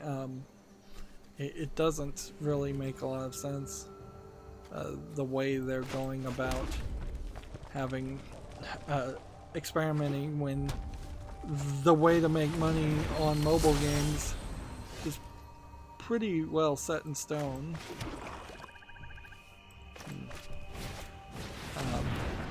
It's through doing a little bit of everything, you know, several monthly things you can buy that are one-time purchases, several ways in which you can buy premium currency on a daily or constant basis, daily login bonuses to keep people coming back to pay more, running out of stamina, things like that. And Nintendo seems to have figured out some of that and not all of it, but also as Nintendo continues to experiment with these things, they just look like every other sleazy, Creature, sleazy game developer out there. Creature might be the right term, actually. Just in particular, it makes Nintendo look bad, as they are traditionally known as the game company that's safe for kids, pro kids, and not going to ruin kids by taking all their lunch money, effectively. OpenCritic has an article here. Google reveals 10 more Stadia launch games, Pro member sales, and a second free game. So, let's see. New games. These are, I think we already knew. Like Attack on Titan 2, Final Battle, Football Manager 2020, Grid 2019, Metro Exodus, NBA 2K, Rage 2. Yeah, we'd already talked about these.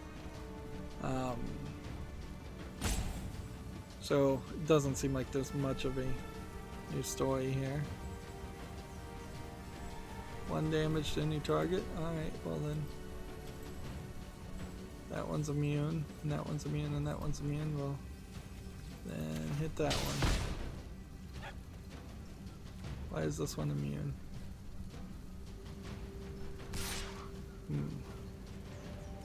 I guess hexproof.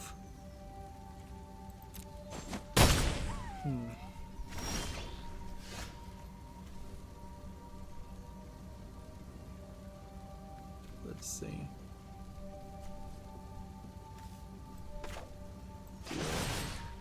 2 damage here. And attack here. And then 3 damage here. There we go.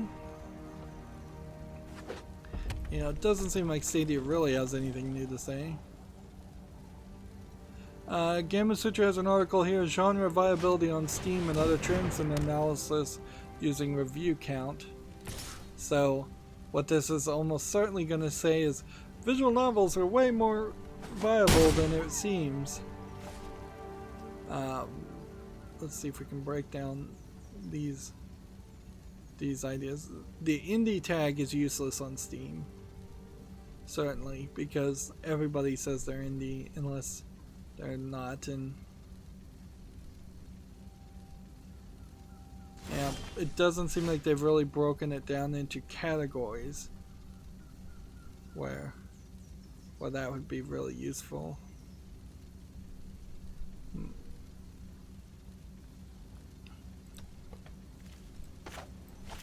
And yeah, it kind of just always is going to go in the same circles. It's like, yes, on one hand, you can make the very legitimate argument that there's too many people on Steam selling too many games, and a lot of them are not high quality enough to deserve to be on the foremost storefront. You could make the same argument for Amazon.com. There's too many sellers on third-party sellers on Amazon, and a lot of their third-party versions of the thing you're actually trying to buy flood up their storefront.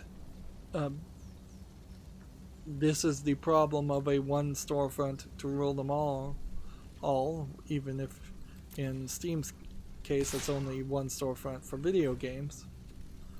On the other hand, it seems like the cream rises to the crop pretty well. I've mythically talked about the hidden gem game that I would find on Steam. I've honestly never found a hidden gem game. So, let's see. So, yeah. They don't seem like they kind of exist out there.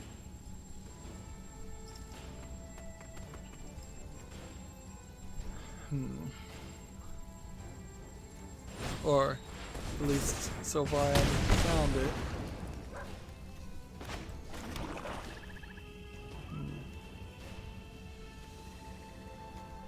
Well, they tried really hard to keep this guy alive.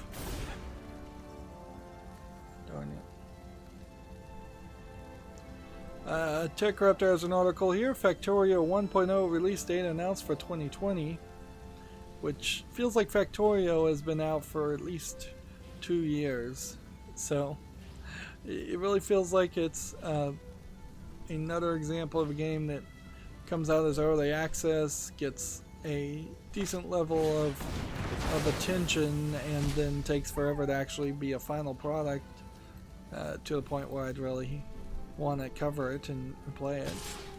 Perhaps that's just me being old-fashioned and stubborn, but there's too many early access games.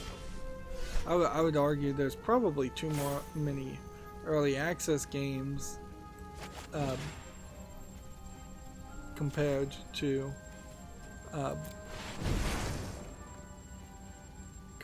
there being just too many games in general.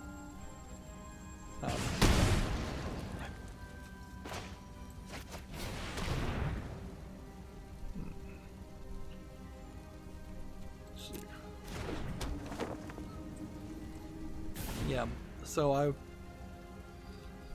it would be very much a toss-up in my mind whether I wanted to see Steam crack down on early access games or filter out the early access games, which they still kind of do a good job of.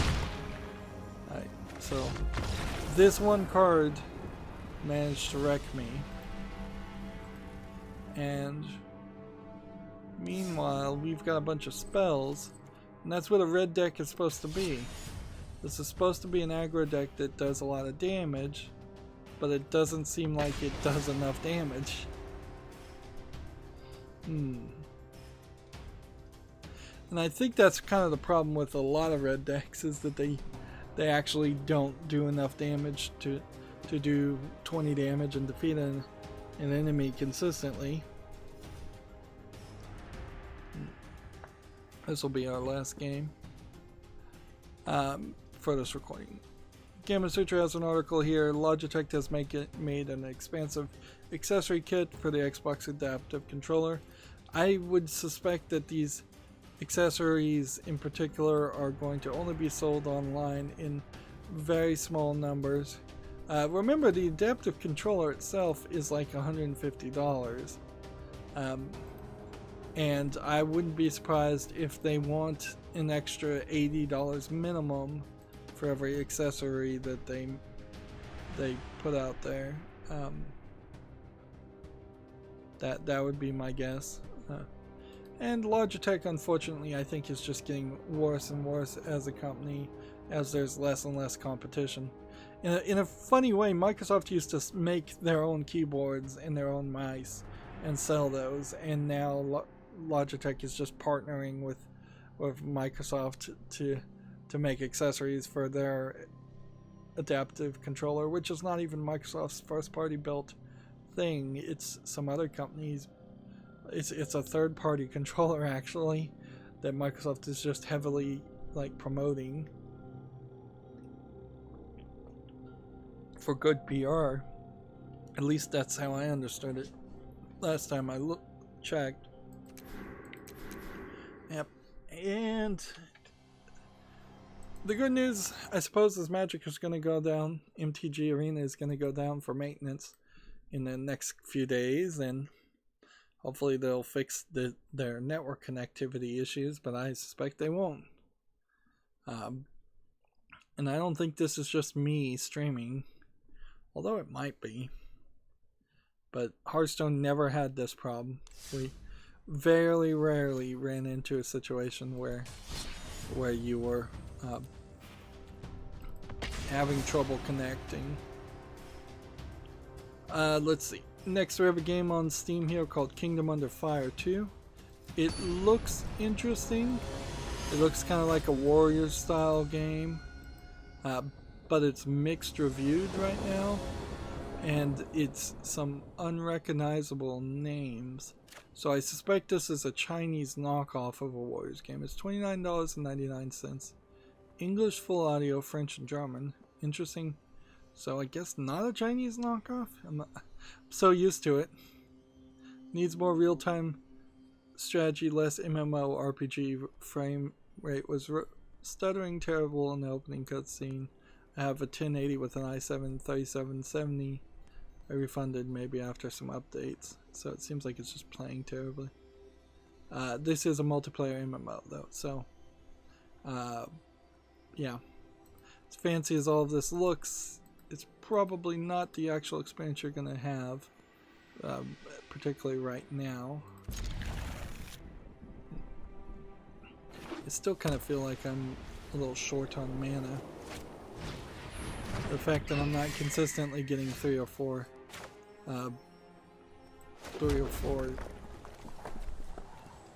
land on the opening draw probably explains that. And here's the kick in the gut.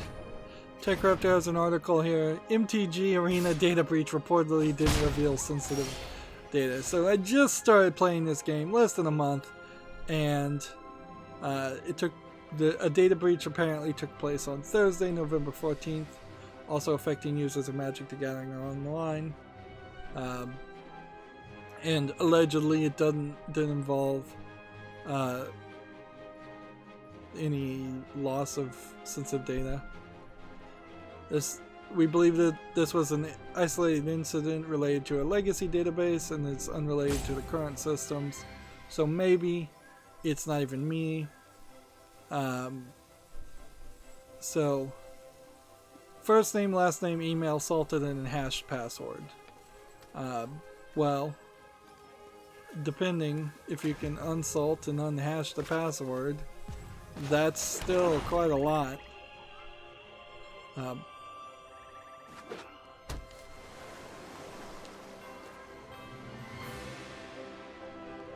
It's not credit card information, certainly, but that's still a lot.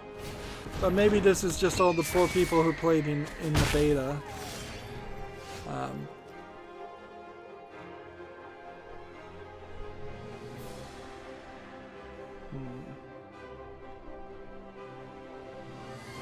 So, yeah.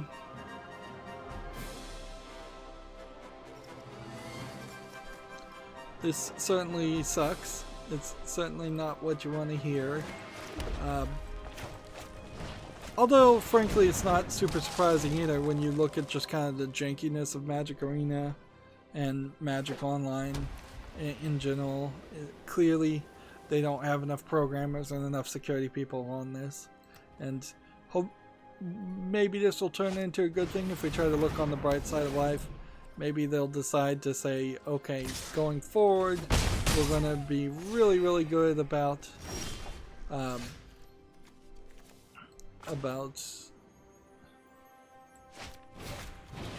programming and security and things like that, and we're not going to allow breaches to happen anymore, and we're going to improve our game in many other ways because we know we can't afford to have another data breach and a loss of confidence.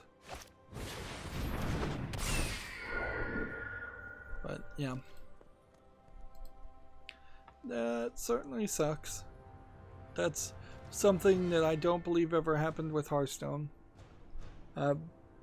If anything, it would be something that would sound like it should be happening with Hearthstone as more and more people are abandoning the place and disgruntled.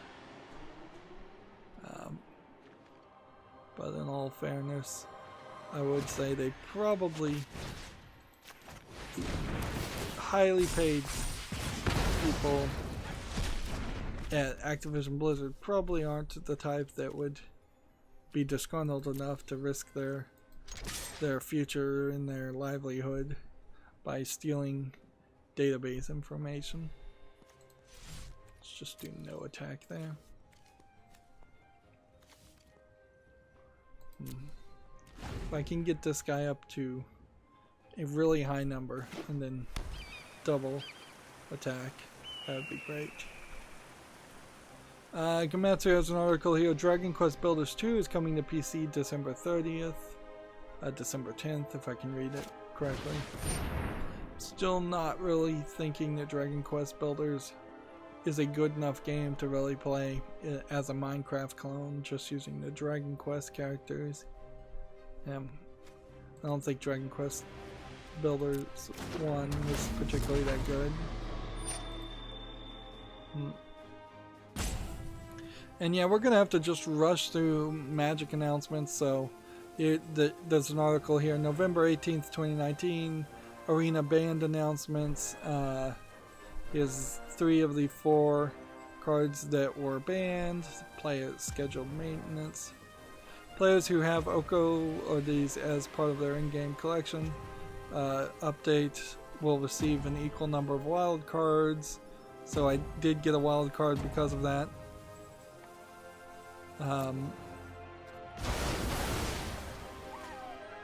They'll be adjusting the Throne of Eldraine pack correlation to change the rate in which Oko and Once Upon a Time appear in booster packs, so you won't get it. Individual card rewards won't give out those banned cards.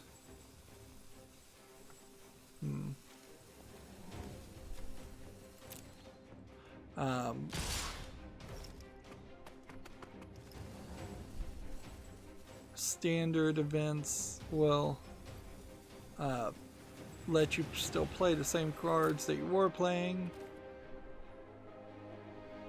Yeah, just a lot of talking about how Oko got banned. It'll be interesting to see the YouTuber that was complaining about everybody playing Oko and needing to ban it, see how he responds to that. But then here you have another article, Play Design Lessons Learned, which is an interview with the research and development team, I believe, which is probably a nothing fluff piece, but yeah, they clearly didn't do a good job. I mean, I don't see how you can say you did a good job making the newest expansion when you have 3 or 4 cards from the last 3 expansions having to be banned very prematurely. Remember that everything eventually gets banned anyways. It's supposed to rotate out. So if you made a card that's so bad it can't even last a year or so, which is I think all these cards expansions really do last, you've just really dropped the ball. Let's see. Taker Raptor has an article, is Battlefield 5's War in the Pacific worth playing? Which is an interesting idea. I don't think Battlefield 5 is the newest Battlefield even. I would say for me, no. Like, after having just finished playing Fear 1, like, a military-only focused first-person shooter sounds like the exact opposite of what I would want to play. 6 damage, 3 damage. Do this. Alright, fine. We'll just kill this and see what happens. And then that brings these guys back. Great. And then attack. You can defend if you want.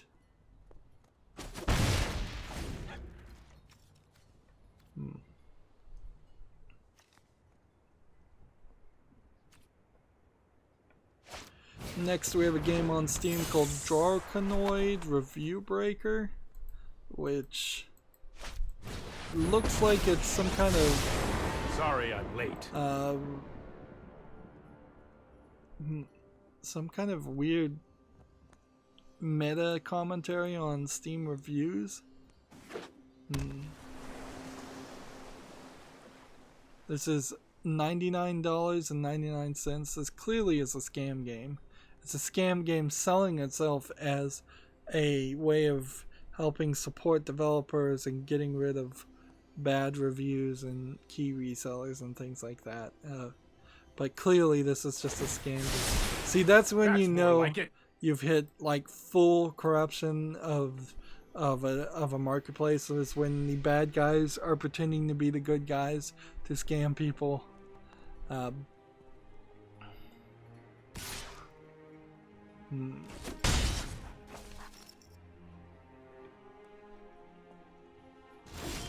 Alright.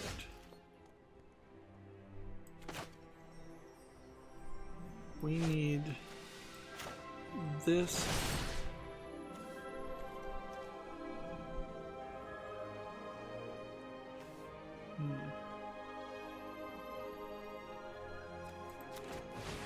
Just go ahead and kill that.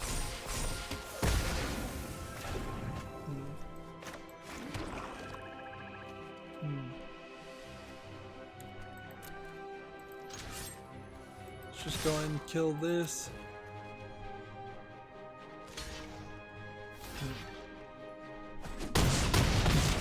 Enough.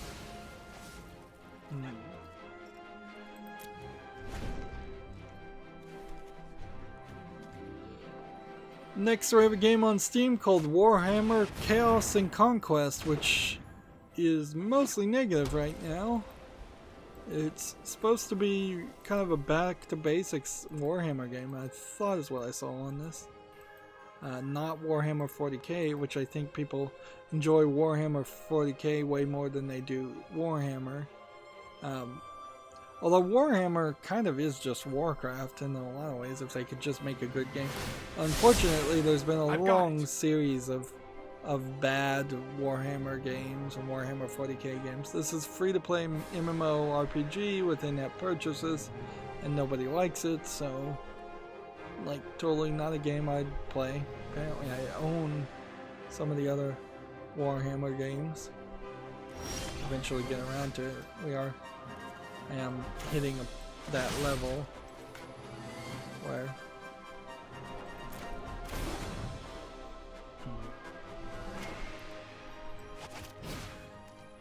let's see.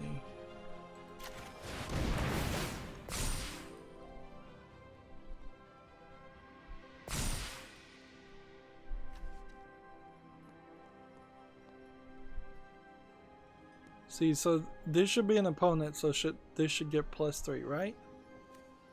Because planeswalkers are opponents. Time for plan B, as soon as I think of one.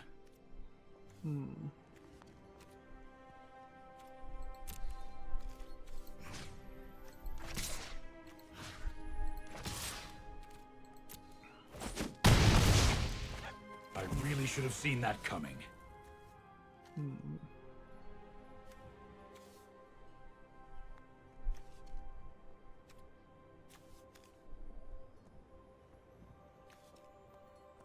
Yeah, it's just in the turn here. I guess there's nothing more to do.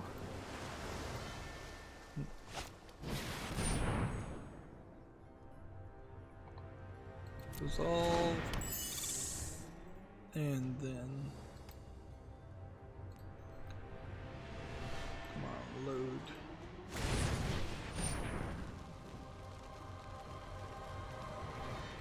Resolve.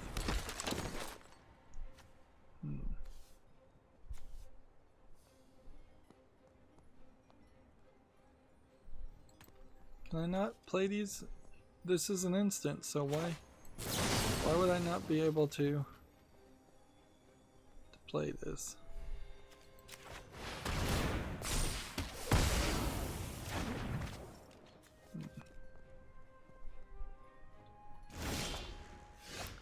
Let's see. Gamma Sutra has an article here. Report Bioware planning on revitalizing overhaul for Anthem. Yeah, I think that's in the form of Anthem 2 or Anthem 2.0. I don't think that's going to work well for him though.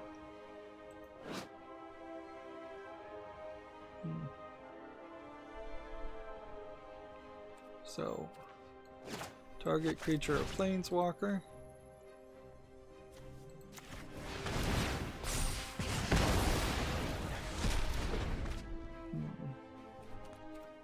And then next. And attack. Then in the turn.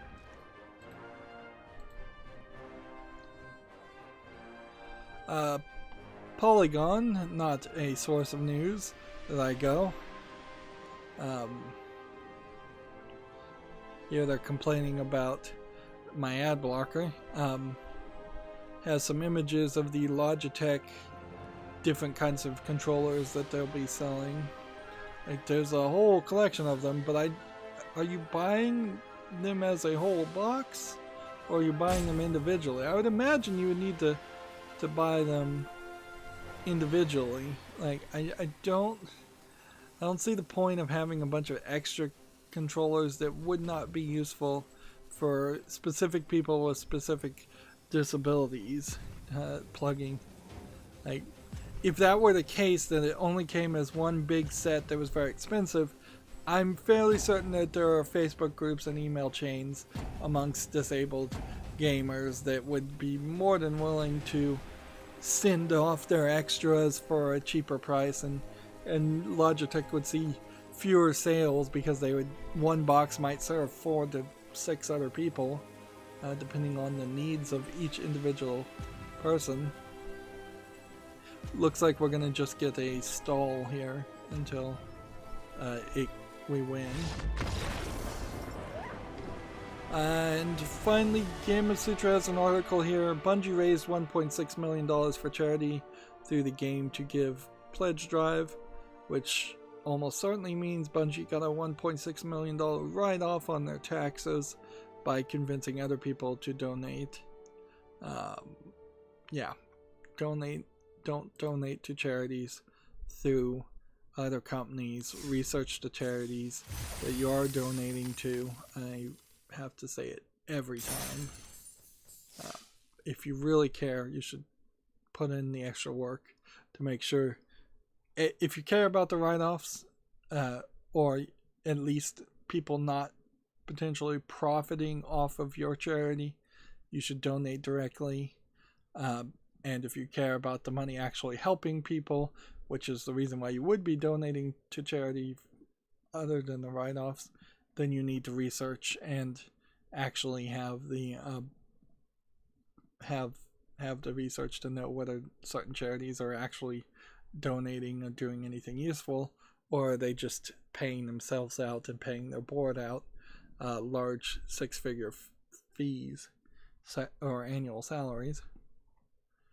Alright, well, that's going to be it for this recording. Stay tuned if you're watching live. As always, I ask you to like, share, subscribe, comment, and watch every second of my videos.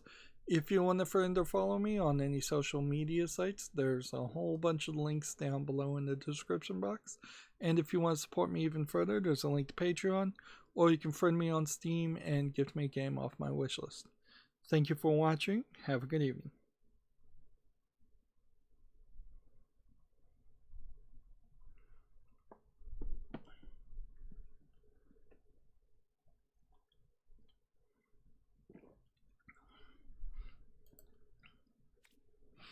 Hey everybody, this is Rydo, and we're back to another recording of MTG Arena. 1 second.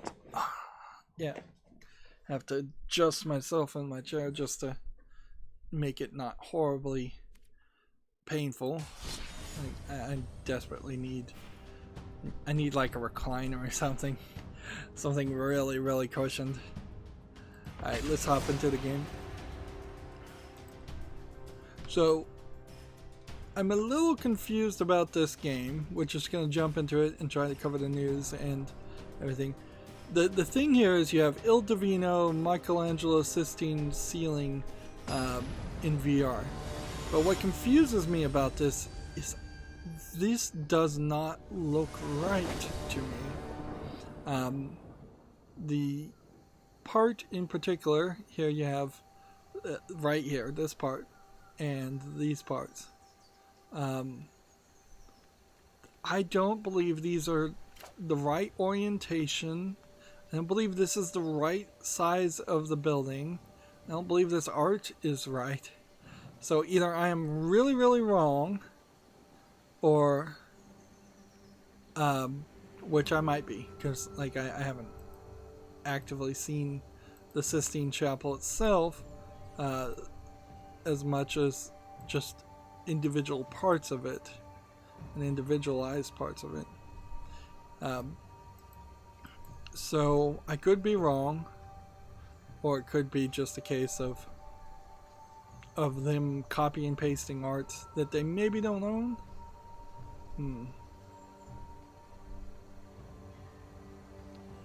But it is VR. It's free. It's English with full audio. Oops. I forgot to play, so the guy just conceded. I will take that victory and apologize for not playing. That's like a free victory still means a free card, and as long as you're playing free to play and don't have all the cards, that still makes sense. So we'll jump back in here. Yeah, so I would highly suggest everybody either install this or like, it's free now, so you might as well get it even if you don't have VR. It does require a third-party EULA and a VR headset, of course, but yeah, I can't say it's a bad idea. I guess I'll put it on the follow list because frankly, installing a bunch of things onto my accounts that are free VR games, even if it is something of artistic importance. This is the one thing I would say that VR has actually done right, is that they have opened the door to a lot of art presentations, usually not ancient famous art presentations, but museums and art presentations nonetheless, to a larger group of society to look at these arts and be inspired by these art pieces, instead of it all being hidden inside of a museum that has a heavy entrance fee or a heavy burden in the fact that you need to be in the area where that museum is, which excludes the vast majority of society. And so yeah, VR is nice for that, and it's educational in this one instance. Speaking of being slightly educational, Baba Is You is getting a level editor next year. People, well, Giant Bomb people at the very least, were in love with this game when it came out, and I think a lot of streamers were in love with this game for a week or so that it came out, and then it just kind of disappears.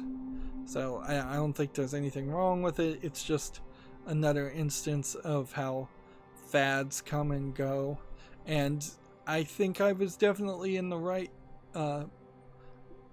decision point where I said to myself, yeah, I'll buy this game and play it when it's cheap, but right now it doesn't make sense to buy it at its main high price when it was originally out, brand new out. And with a level editor, that adds a little bit, but not a lot. Seems like we've got a disconnect, so we've got a network problem again, so let's just exit out and relaunch Arena. Spending way too much time doing this. Like, the fact that I have to think about, is it worth my time to try and figure out if there's a way to automatically kill and restart MTG Arena just because of the network trouble, shows that there's a problem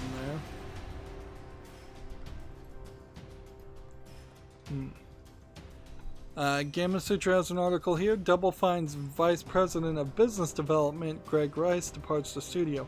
Now, since Double Fine is now owned by Microsoft, I don't know if there really was a job for Greg Rice at that point, because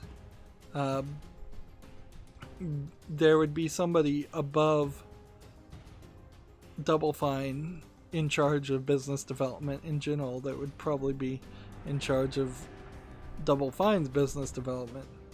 On the other hand, this could just be a straight up people don't want to work for Microsoft,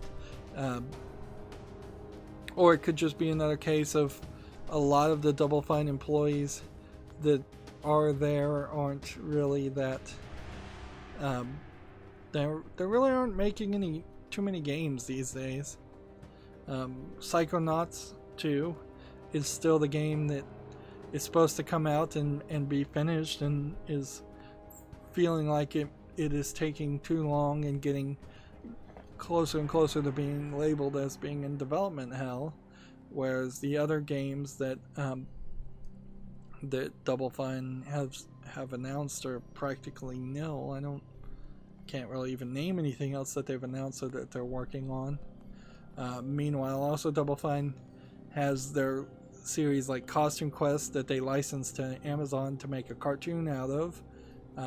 So that might have been something Greg Rice negotiated, but also something that he wouldn't be in charge of negotiating otherwise. Now, what's interesting about this article is he says he's leaving for an unannounced new position elsewhere in the game industry, which indicates to me that he got a real job offer and took the job offer and moved over, whereas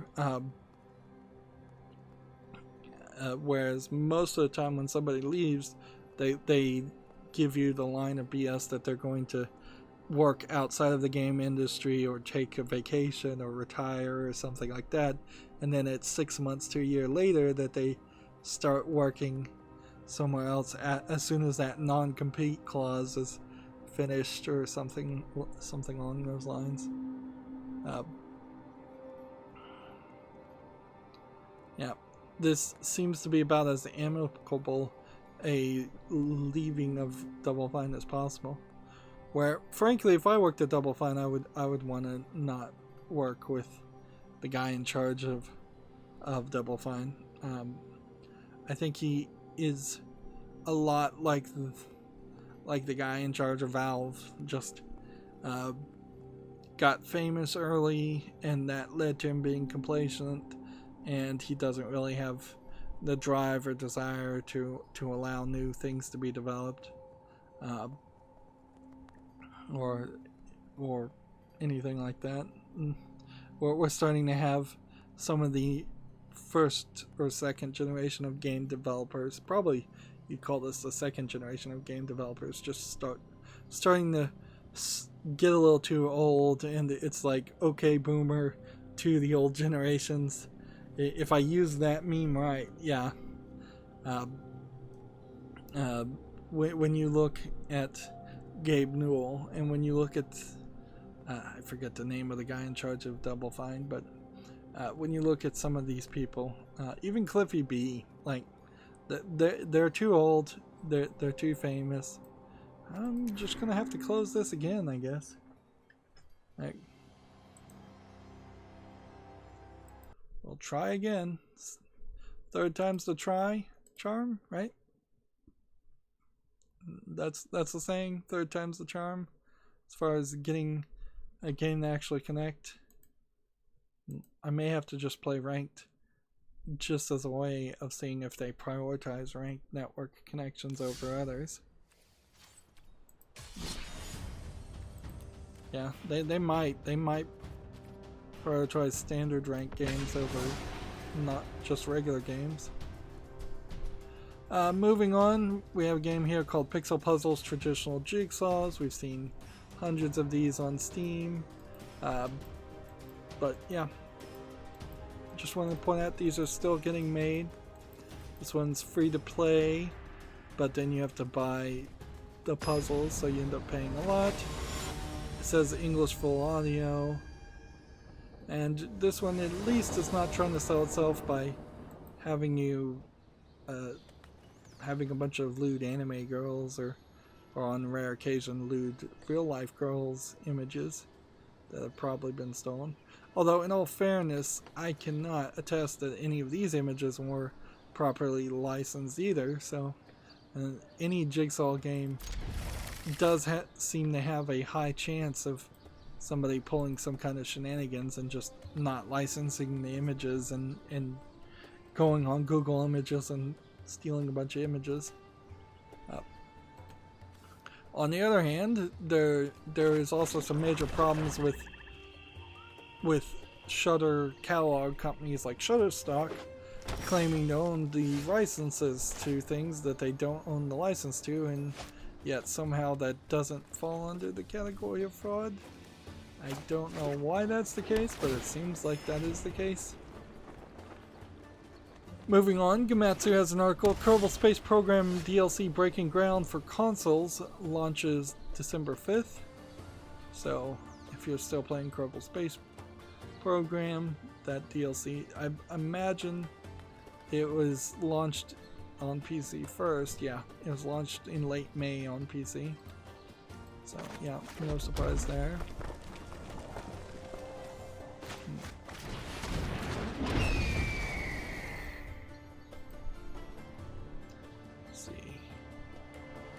This game is not out yet, but Beyond the Steel Sky, which is the...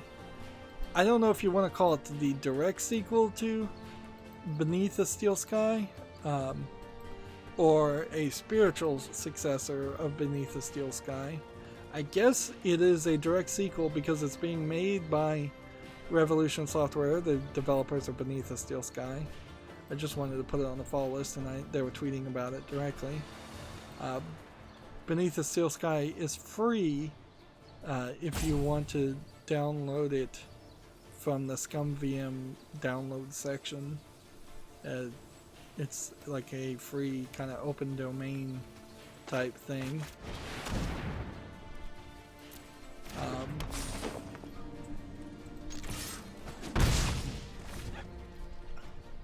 The weirdness with Beyond the Steel Sky though is that Beneath the Steel Sky came out 10-20 years ago, so this is a completely different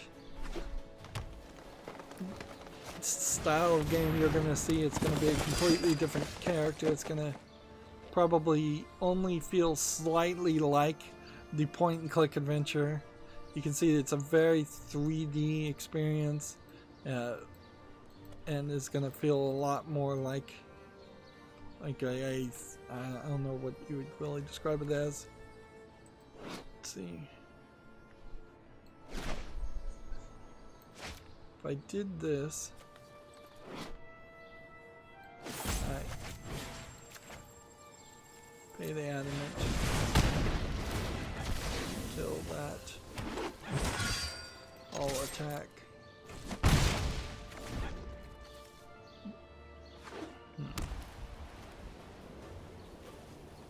But yeah, I'm a little hyped on it. I'll say when it comes out. We'll still need to see reviews and such, and it's not like Revolution Software in particular even has been doing a great job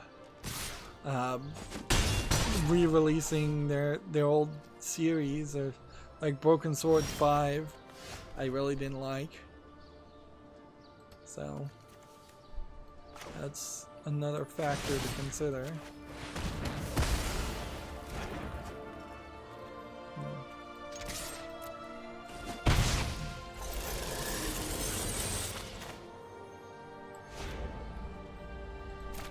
Free damage.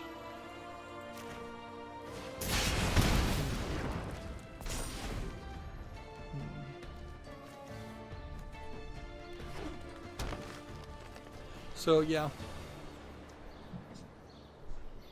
but just a little paperwork cleanup, I suppose that would be classified as a little maintenance. Tech Raptor has an article here. Nintendo pre-order policy goes to trial in Europe. Apparently Nintendo's upset. Europe is upset again. The Nintendo pre-order policy is simply this: once you pre-order a game via Nintendo eShop, you can't cancel it. The problem, however, is this may be well against the consumer protection laws in Norway and in the European Union. Yeah, I can't really say I hate the fact that they're mostly holding companies to task in the European Union and trying to give consumers more protections.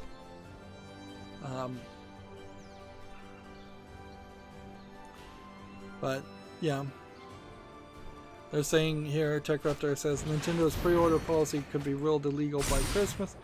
Who is that really going to affect too much though? It's like people that pre-ordered games via the eShop and then want to cancel it is probably an incredibly small number of people. clearly was not paying enough attention.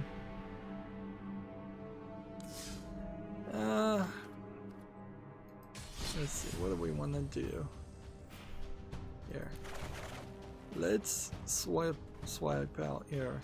Do out for blood and play standard ranked and see if we can get more victories that way.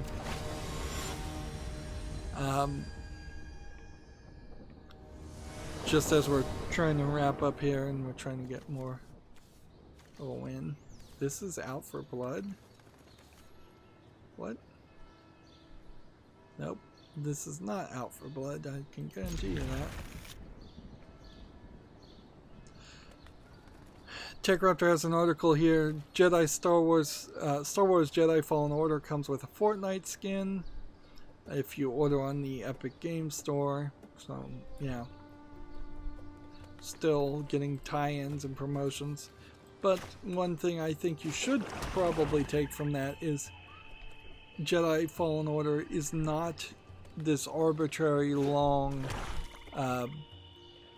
exclusive period with the Epic Games Store that we've been seeing with other games.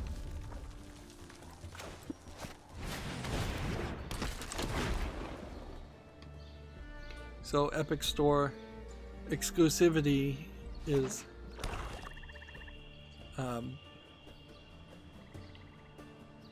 a thing that might be going away, and wouldn't be surprised if that's exactly what's happening, because there was definitely bad reception there.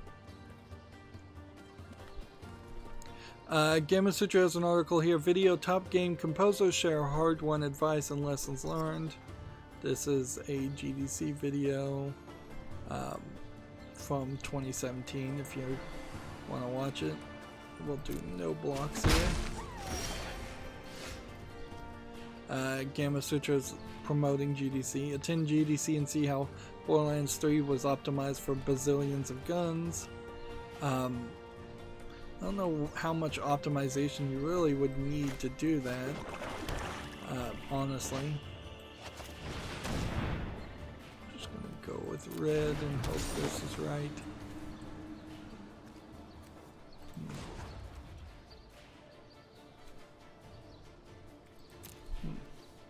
Yeah, why would I want to do 1 damage when I can do 3 damage?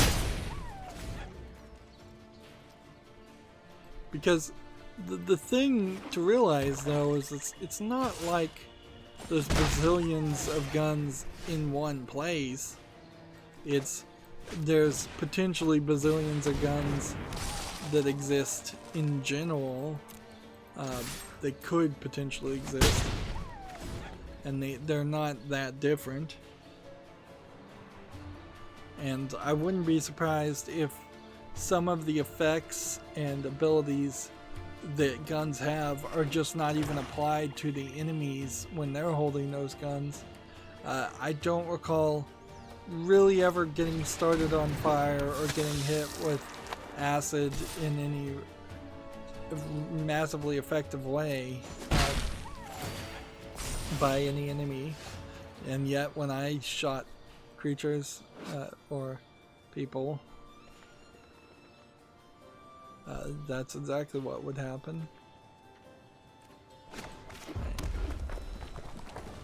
So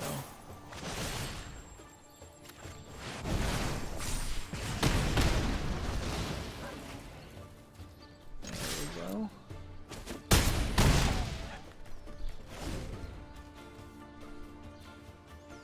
I think we've got this.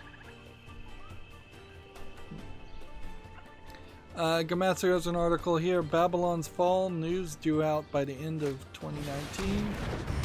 I have completely forgotten about Babylon's Fall. This was a game that was teased during an E3 announcement as something that sort of looked like a new Dark Souls type game, being developed by Platinum Games.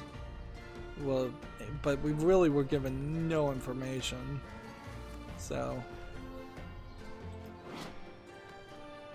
3 to a target creature.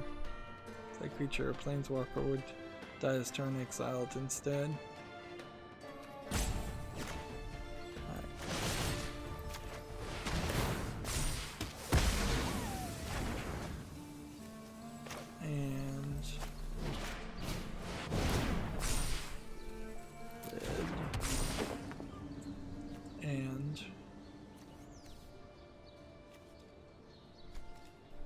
Next all attack.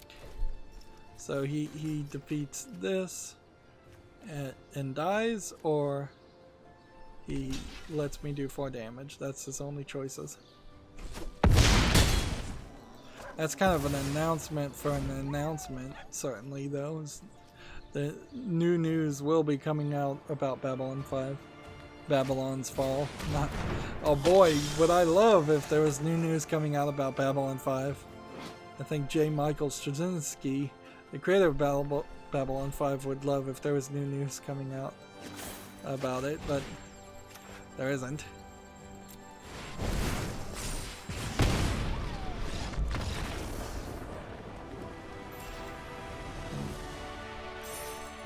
Well, we got a victory there, but that was not the deck I was trying to play.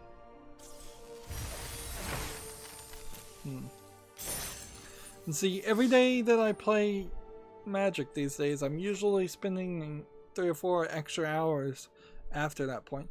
That's not really a big problem, though, because it's not like I have ever jumped into recording something else right after playing Hearthstone or Magic. Anyways, so Monday, Wednesday, and Friday can just be my downtime after I stream, and I can just play in silence and do a little voice rest. Moving on, Gamma Sutra has an article. Tencent grabs a 10% stake in the UK game company Sumo Group. Sumo Group is the owner of Crackdown 3 and Little Big Planet 3 developer Sumo Digital, which... Alright, that kind of sucks because I don't, like I've said it before and I'll say it again, I don't think Tencent deserves to have anywhere as much influence in the video game industry or be a part of the video game industry at all. But a 10% stake in a company that potentially might actually fund a company to make a Crackdown 4, considering how Crackdown 2 and Crackdown 3 weren't amazing successes, would be nice. I kind of want these fancy land cards, but I certainly wouldn't spend any extra effort getting them. That would be insanity. Black.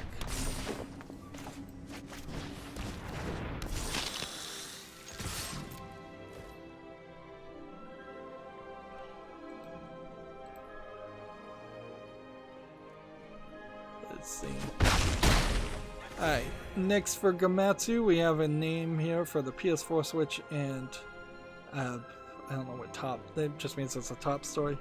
Umuniki no Naku Koro ni Saku Niko Bako to Muso no Kokyo Kyoku announced for PS4 and Switch. This almost certainly is based off a light novel for all of that. I have no idea. It's Iminiku, the something in of Saku. I have no idea what this is. So, and apparently everybody in Gamatsu knows who it is because they're not even explaining it. Best I can tell, it's some kind of like gambling light novel, harem, maybe anime, visual novel game. Probably not a game that's going to come to the West under that name, at the very least. Gamatsu has an article here. Square Enix teases a new smartphone game, Engage Souls, with just this. Again, I don't know what Square Enix is really doing in general. Let's see.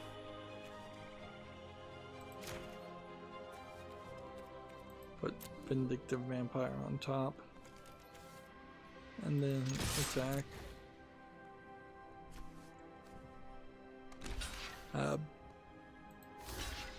Yeah, I don't know if Square Enix is particularly trying to focus only on Japanese products and the Japanese market, or if it's just falling apart at the seams. I think it's probably just falling apart at the seams as a company.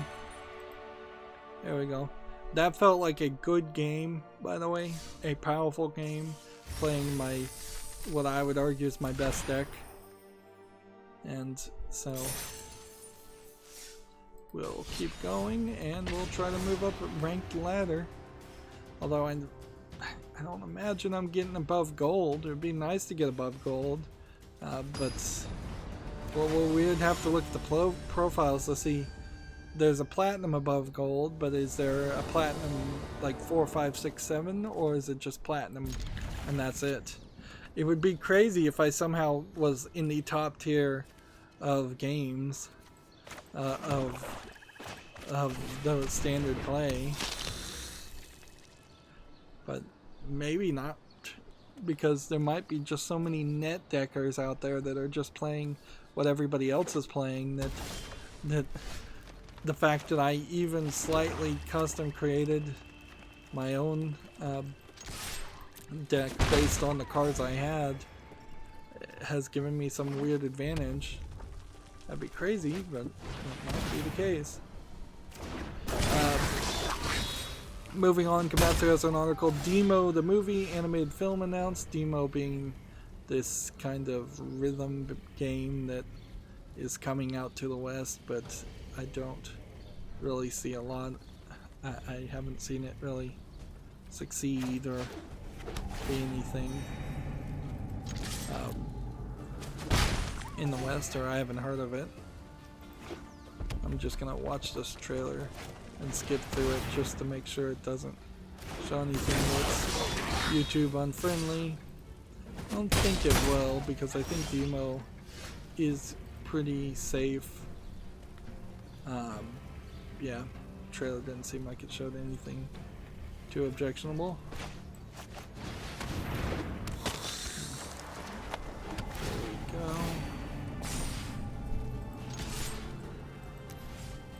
All attack.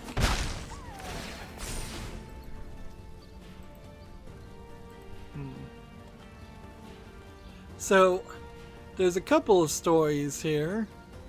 Gearbox Software was given the Equality Texas Business Leadership Award, which maybe is an award you just get based on who you know or what you pay for. I have no idea with the legitimacy of this award. I don't know how many people got it.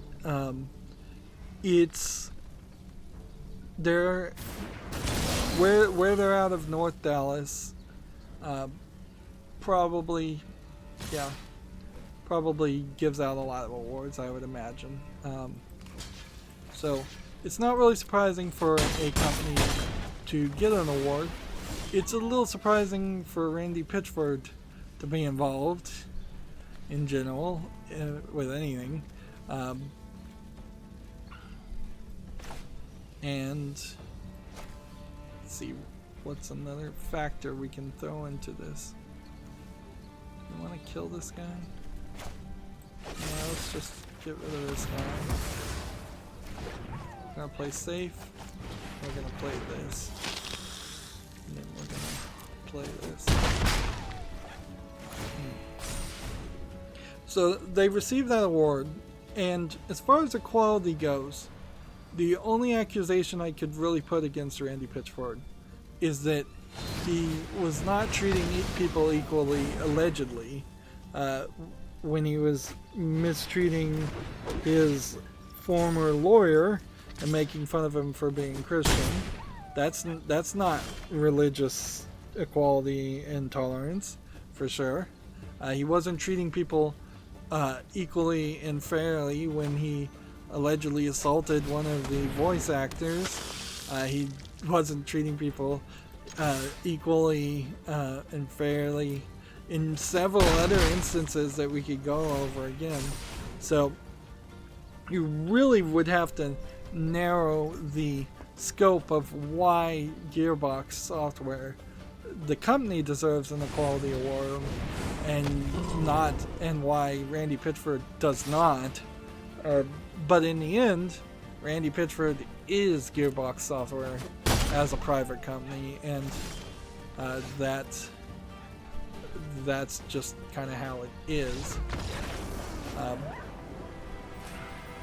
And on this response, I imagine this is going to be a bloviated self-congratulatory thing.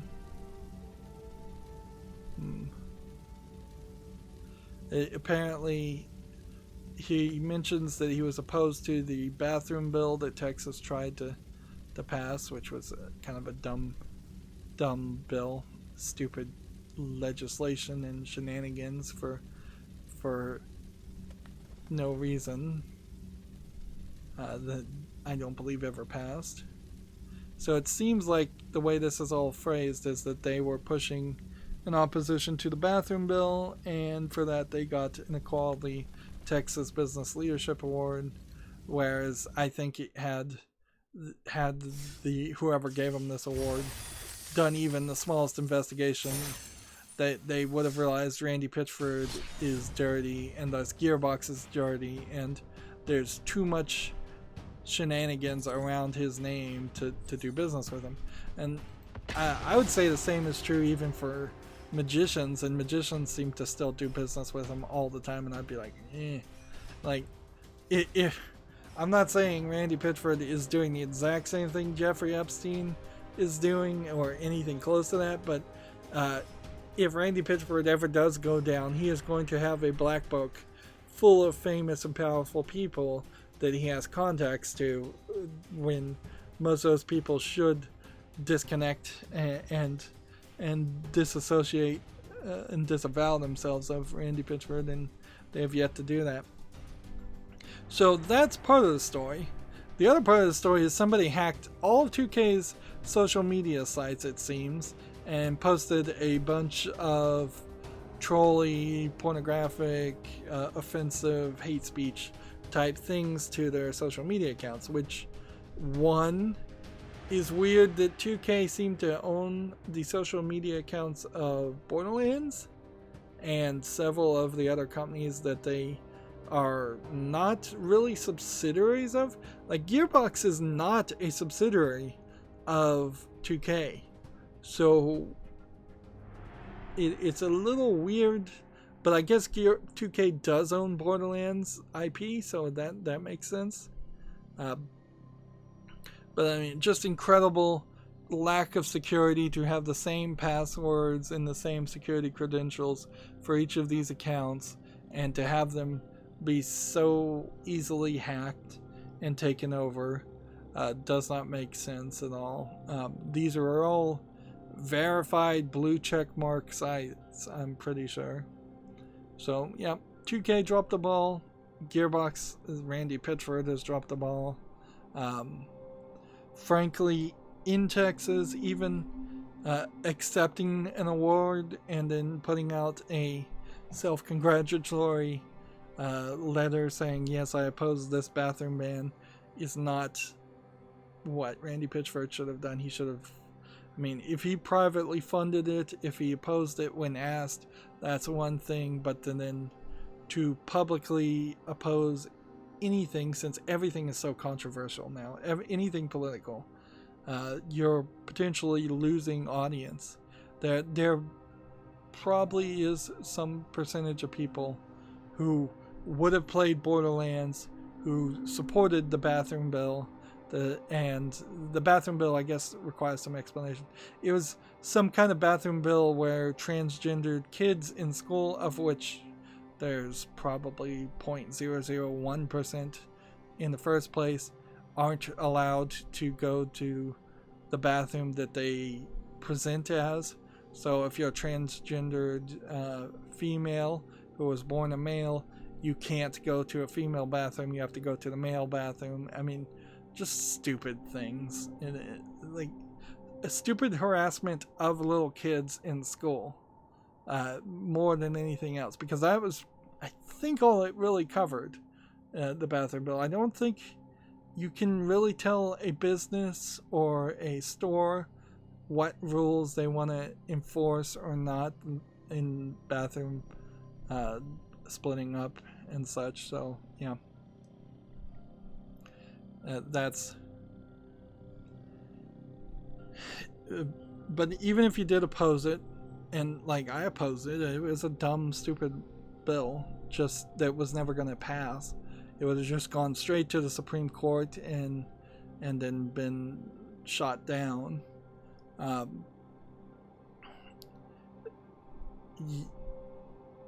Poking the bear after you've already won is not useful. It's not kind. It's not a good way to bring people over to your side and perspective. It's not good political discourse. So yeah, I'll just leave it at that. Moving on, TechRaptor has an article. Phil Spencer promises Final Fantasy XIV is coming to Xbox. Okay, the online game via Games Pass. Okay, I think it's probably a little too late to make anybody wanna play Final Fantasy XIV though. I don't think it's been particularly successful. And I'm gonna skip a lot of these games, and I might even curate some of these games.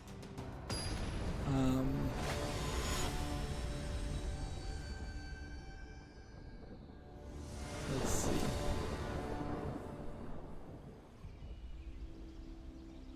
Here is Borderlands 3 account, or the Borderlands account. Social media accounts across 2K label were compromised early Friday evening. Unfortunately, offensive material is posted that does not reflect the values of 2K or our partners. We condemn these posts and apologize to everyone offended by this content. What a great boilerplate post to have in your back pocket and to just be ready to tweet out at that point. And that was November 16th. And let's see. It was November 15th. It seems like that it was hacked. And the posts have been since removed. And yeah, they have the blue check mark and everything, so they should have better security. The truth is, though, they needed that response in particular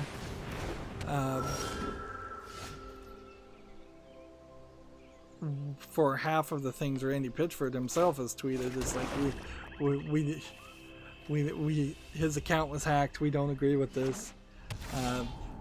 Had Randy Pitchford said his account was hacked for even one of the horrific things he's tweeted, that would have been great.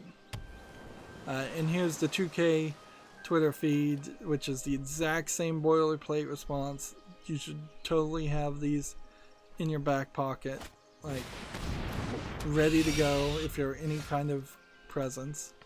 I mean, I'm literally gonna copy and paste that and put it as my back pocket response, just in case my own Twitter account got hacked. Now, if my Facebook account got hacked, I don't know if I'd even notice it, frankly, because I never check it. So it could be hacked right now for all I care. For all I check.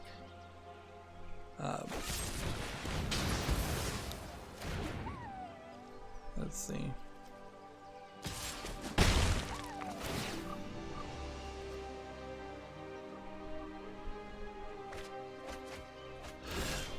TechRaptor has this article, screenshot survey taking a load off. Every week they look at new games in the works from developers. So these are games being developed that have tweeted out screenshots, I guess. That really has no interest to me, though. Like, I have no interest in following a game that's in development, with possibly the slight exception of Yandere Simulator, but I barely even follow that. Let's see, TechRaptor has an article here. Dark Souls sales has killer discounts at Humble Bundle. If you don't have all the Dark Souls games, they're on sale. Fair enough, I suppose. TechRaptor has an article here. The Red Lantern brings good dogs to the Xbox. Let's see. It's coming out sometime in 2020. So there's no real news on that. TechRaptor has an article here. I think I could just read it by the time it loads. The Epic Games Store's next free game is Bad North. I am still getting all these free games on the Epic Games Store just as a backup, just in case I somehow lost my Steam account. Might as well, I suppose. Once you're committed to owning a Steam account, you... Let's see.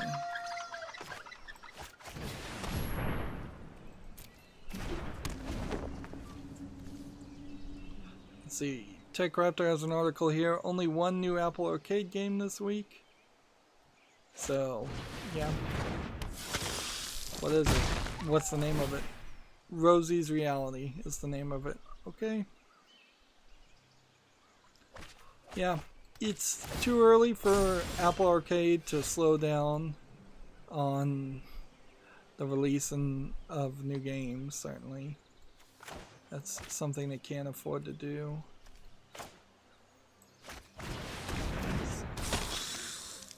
And then this. Alright. TechRaptor has an article. There's a rumor that a new Mass Effect game is in early development. No surprise there. I mean, EA has to do something with Mass Effect, or they have to admit that the series is just dead. And honestly, the series could be dead for 4 to 6 years from now, and just in secret developing the next Mass Effect game, so that they come out of the gate running, as it were, showing a very interesting, high quality game instead of a potentially boring, bad game.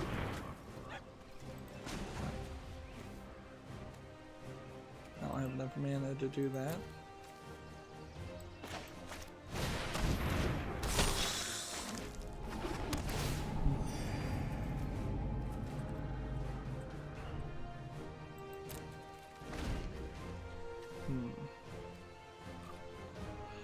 TechRaptor has an article here. Mighty Number 9 has been delisted from the Japanese PlayStation Store, but that's not all. Let's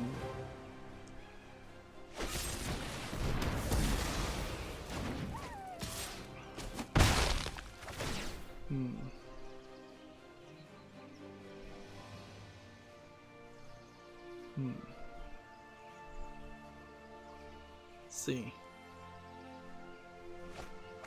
A publishing deal, a likely cause behind it being delisted. Homefront Revolution is also leaving, and Saints Row 4 has already been removed. So they're all Deep Silver published games. So it seems like Deep Silver is delisting these games for one reason or another. There we go. Tap that creature. Alright, now attack.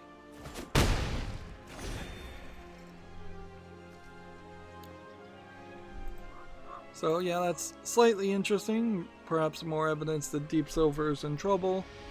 But I imagine we've got at least 6 months before we hear something like Deep Silver is going bankrupt or getting acquired by anybody. I think we're relatively safe until the new year, as far as hearing that anybody's going bankrupt or getting acquired. It's just, that's just something that doesn't really happen in the fourth quarter too much.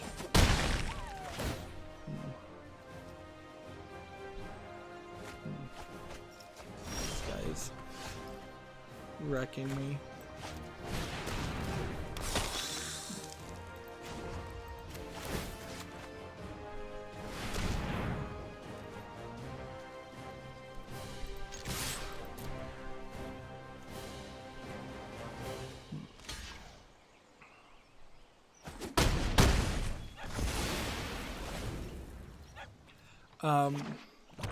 TechRaptor has an article here. Reports say that an Anthem overhaul is in the works. So, yeah, that rumor is still going on. Pokemon Shield and Sword came out. Seems like people are either hating it or think it's fine. Nobody seems to be really loving it. Having looked at a little bit of the gameplay footage, it's like, yeah, this is... I still think you'd be better off playing Pokemon Let's Go right now instead of playing the Sword and Shield. That being said, it does seem like that Sword and Shield outsold Pokemon Let's Go in its first day in its entirety, so people didn't seem like they really bought Pokemon Let's Go. TechRaptor has an article related to this. Dexit killed my dreams of a complete Pokedex. People still really like this character, and apparently if you're playing as this character and you spin in circles, she'll do kind of a flourish dance spin. But yeah, even TechRaptor is just like, yeah, we don't like that they got rid of the Pokedex, and there's other problems besides them getting rid of the national dex too. So it's not just pedantically sticking to that one problem. It seems to me like the people that are the reviewers that say the game is fine probably didn't play too much of it, would be my guess. I bet a lot of the Pokemon game reviews that came out had people playing for 2 or 3 hours and that's it, and they're like, yeah, it's fine. We don't need to play it all the way through.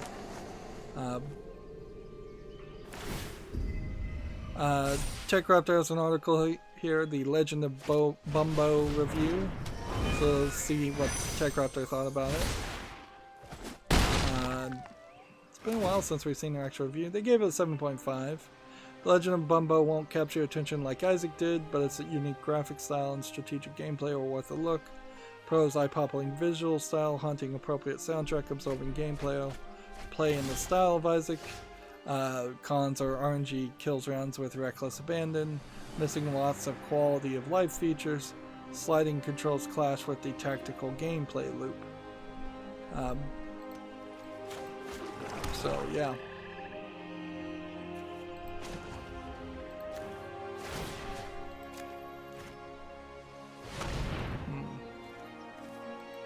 So I have to attack here just to survive to the next turn. And it probably won't even save me.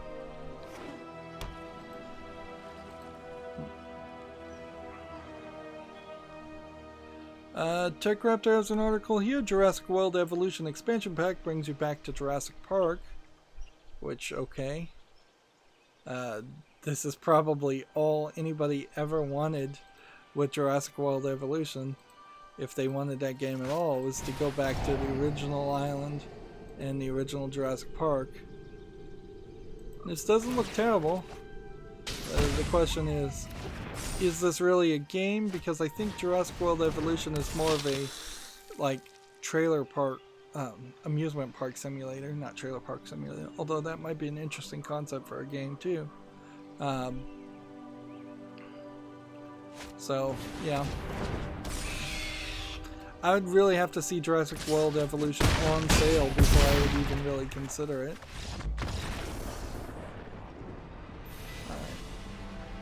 Defeat. That's like our first defeat, though, playing ranked. And then, let's see. We have like 7 minutes left in an hour. So, let's play one more game, which will take more than 7 minutes, almost certainly. And then we'll wrap up the stream. We're doing perfectly fine. We're above the 10 threshold in which you would get XP. So now it's really just a matter of getting the weekly 15 victories done and the daily 15 victories done at the same time. And just trying to get up ranked ladder if we can.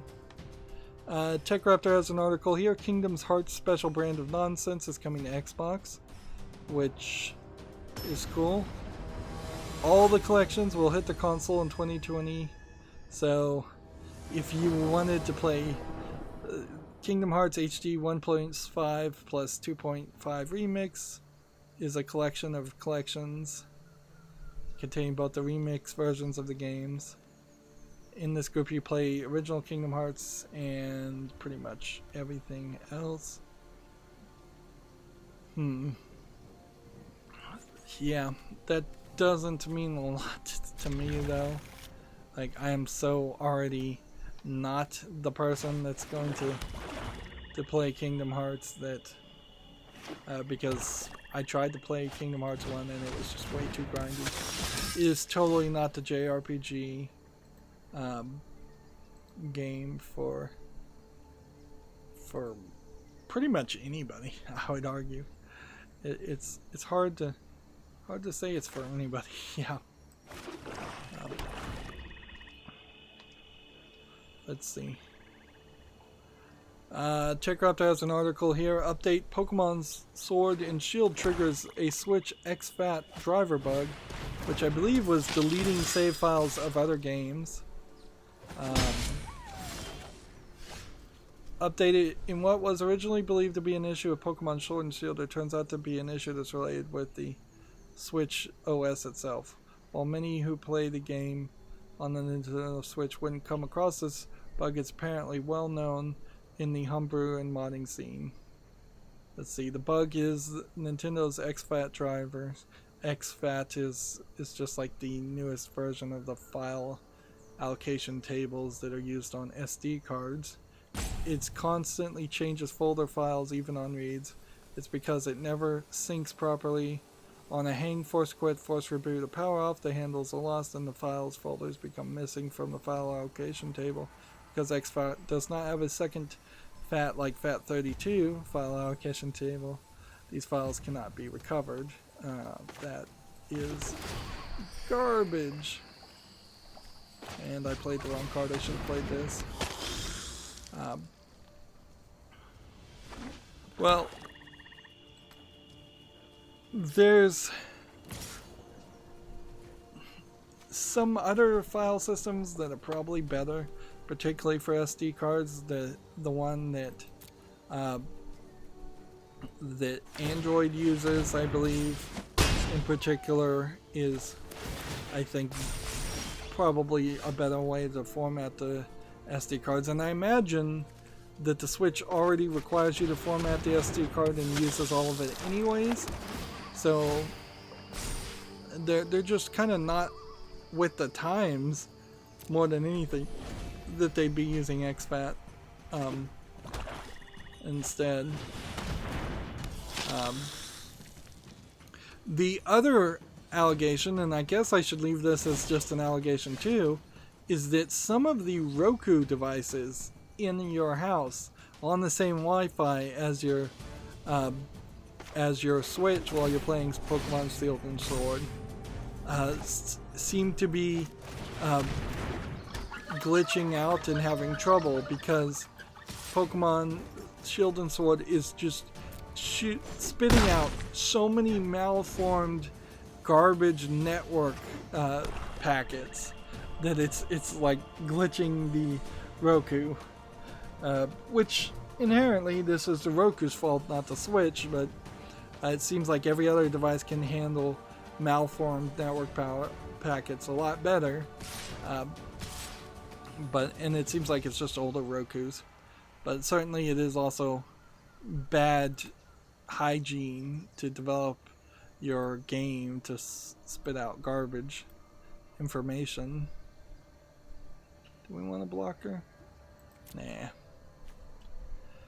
Gamatsu has an article here. The Shenmue creator Yu Suzuki shares a thank you message ahead of the Shenmue 3 release.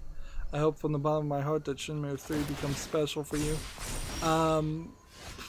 Yeah, this is kind of pandering, considering all the shenanigans that have gone around Shenmue 3's release and its Kickstarter and its bait and switch. Like, they're really not in a position to do this. Let's see. Trample and haste until the end of the turn. Is that what we want? Trample and haste? Sure. Give me trample and haste. Alright.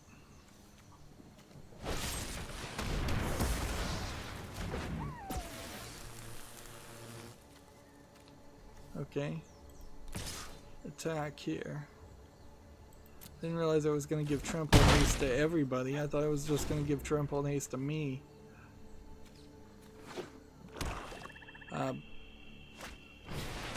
I would not recommend buying Shenmue 3 or playing Shenmue 3 until a lot of the shenanigans, at least outside of the 6 months section. It's another one of those boycott games where it should be boycotted in my mind. It's not as bad, I guess, as Activision Blizzard games, but it's really just a sliding scale. Crabs in the bucket, everybody pulling each other downward. As far as moral and ethical reasonings. Alright. And then just tap this target creature. And then I'm going to attack with both of these. And then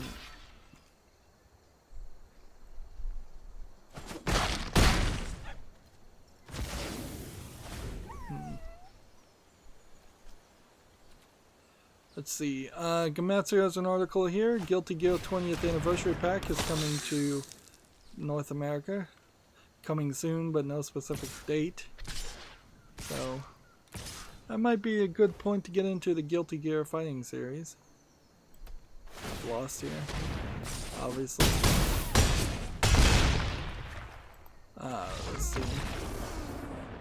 Gamatsu says Street Fighter V Champion Edition announced alongside DLC character Gil. So this is like the third version that I can think of off the top of my head for Street Fighter V, which is kind of traditionally the way Street Fighter games have been, but not legitimately the way you should be selling your game these days. See, Gamatsu has the same article. Stadia launch up adds 10 more titles. We pretty much already knew what these were, though. These were just the titles they said they were going to add the next week. So how is it news when you saw the news last week? Gamatsu has an article here. Blaster Master 02 is coming to PC alongside DLC character Copen from Gunvolt Chronicles Luminous Avenger 9 on November 29th. I feel like this Blaster Master 0 series potentially is a series that I might want to cover. It is an 8-bit NES looking game, and typically I avoid those, but I might make an exception for the Blaster Master series.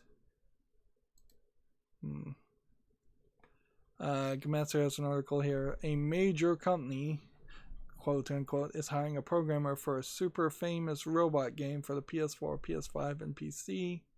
So one would assume that's a Gundam game.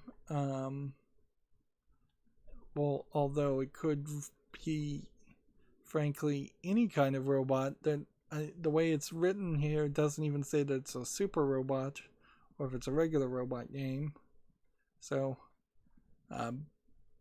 could be a Transformers game, frankly, for all we know, which would definitely change my interest. Good news, 30 years later, pretty much. TechCraft has this article. Wolfenstein 3D has been removed from the German ban list. This was released in 1992. It's been banned and ruled unconstitutional because it has swastikas in it, basically. So now people in Germany can finally play Wolfenstein 3D and see what it's all about. Well, that's the joke, of course.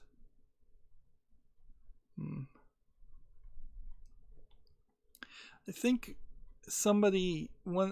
there's a game called like Resistance 1442 or something like that, or Homefront Resistance, I believe was actually the company, and they tweeted out that, hey, our game is trending because #resistance is trending, and yeah, that's not really the reason why #resistance would be trending worldwide on Twitter, and that's not classy at all to try and promote your product as people are fighting for their lives and their livelihood.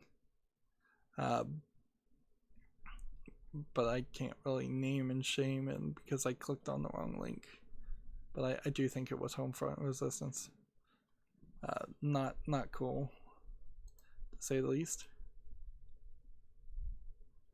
TechRaptor has an article here, Warhammer Fantasy Classic to return, which Warhammer the Old World, I don't know if this is even a video game or if this is a board game. So, yeah. Okay.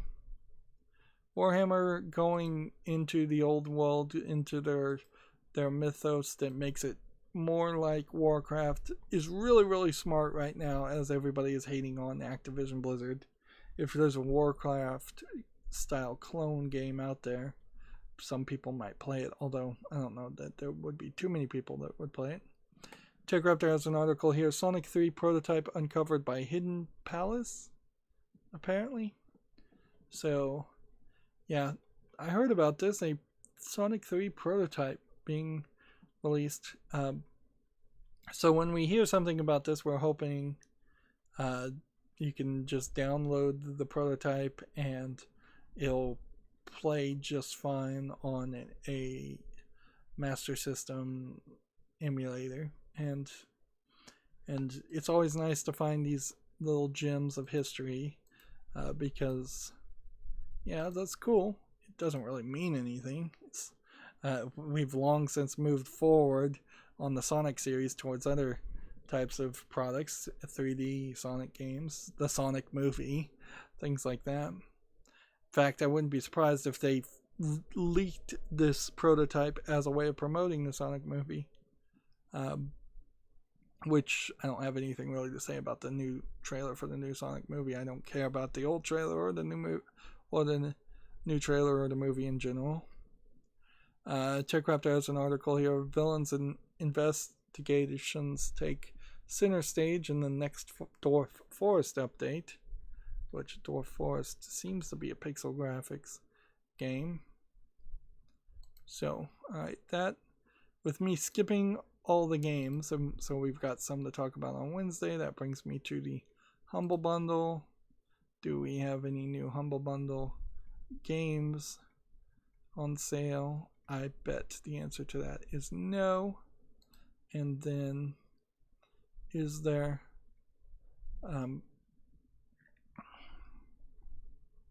let's see, Platinum Games is doing some kind of contest for the Bayonetta 10th anniversary. I would really like to see Bayonetta 1 remastered and released on, well, it is on Steam already, so I guess I would just want to see a remaster, and the remaster released on Steam at the same time. Yeah, they're asking for people's cosplay and art, which I'm sure they'll get a lot of loot art that way. I'd like to see Bayonetta 2 and Bayonetta 3 come out on PC.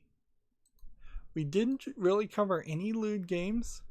We didn't really cover any anime visual novel games. Just didn't run into any of them. What's on Steam seems to be working, but as we're just getting towards the end of the year, it seems like there's just less and less things coming out. Koei Tecmo is still tweeting pictures of Atelier Ryza, and that seems to be about the main thing that I'm seeing more of than anything else. As I'm scrolling down my Twitter feed, as far as just kind of like a JRPG game or any kind of Japanese game. I think Singles Day, which is I think mostly a Chinese holiday, has come and gone, and it didn't really evolve into any kind of sales for the Western audience. There wasn't a Steam sale around it. See, Activision says we're working on resolving issues causing PC crashes for Call of Duty Modern Warfare.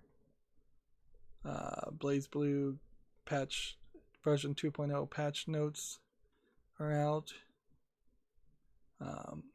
Samurai Showdown delayed to Q1 2020 in the West. Alright. Scum VM is having some hardware trouble, aren't we all these days?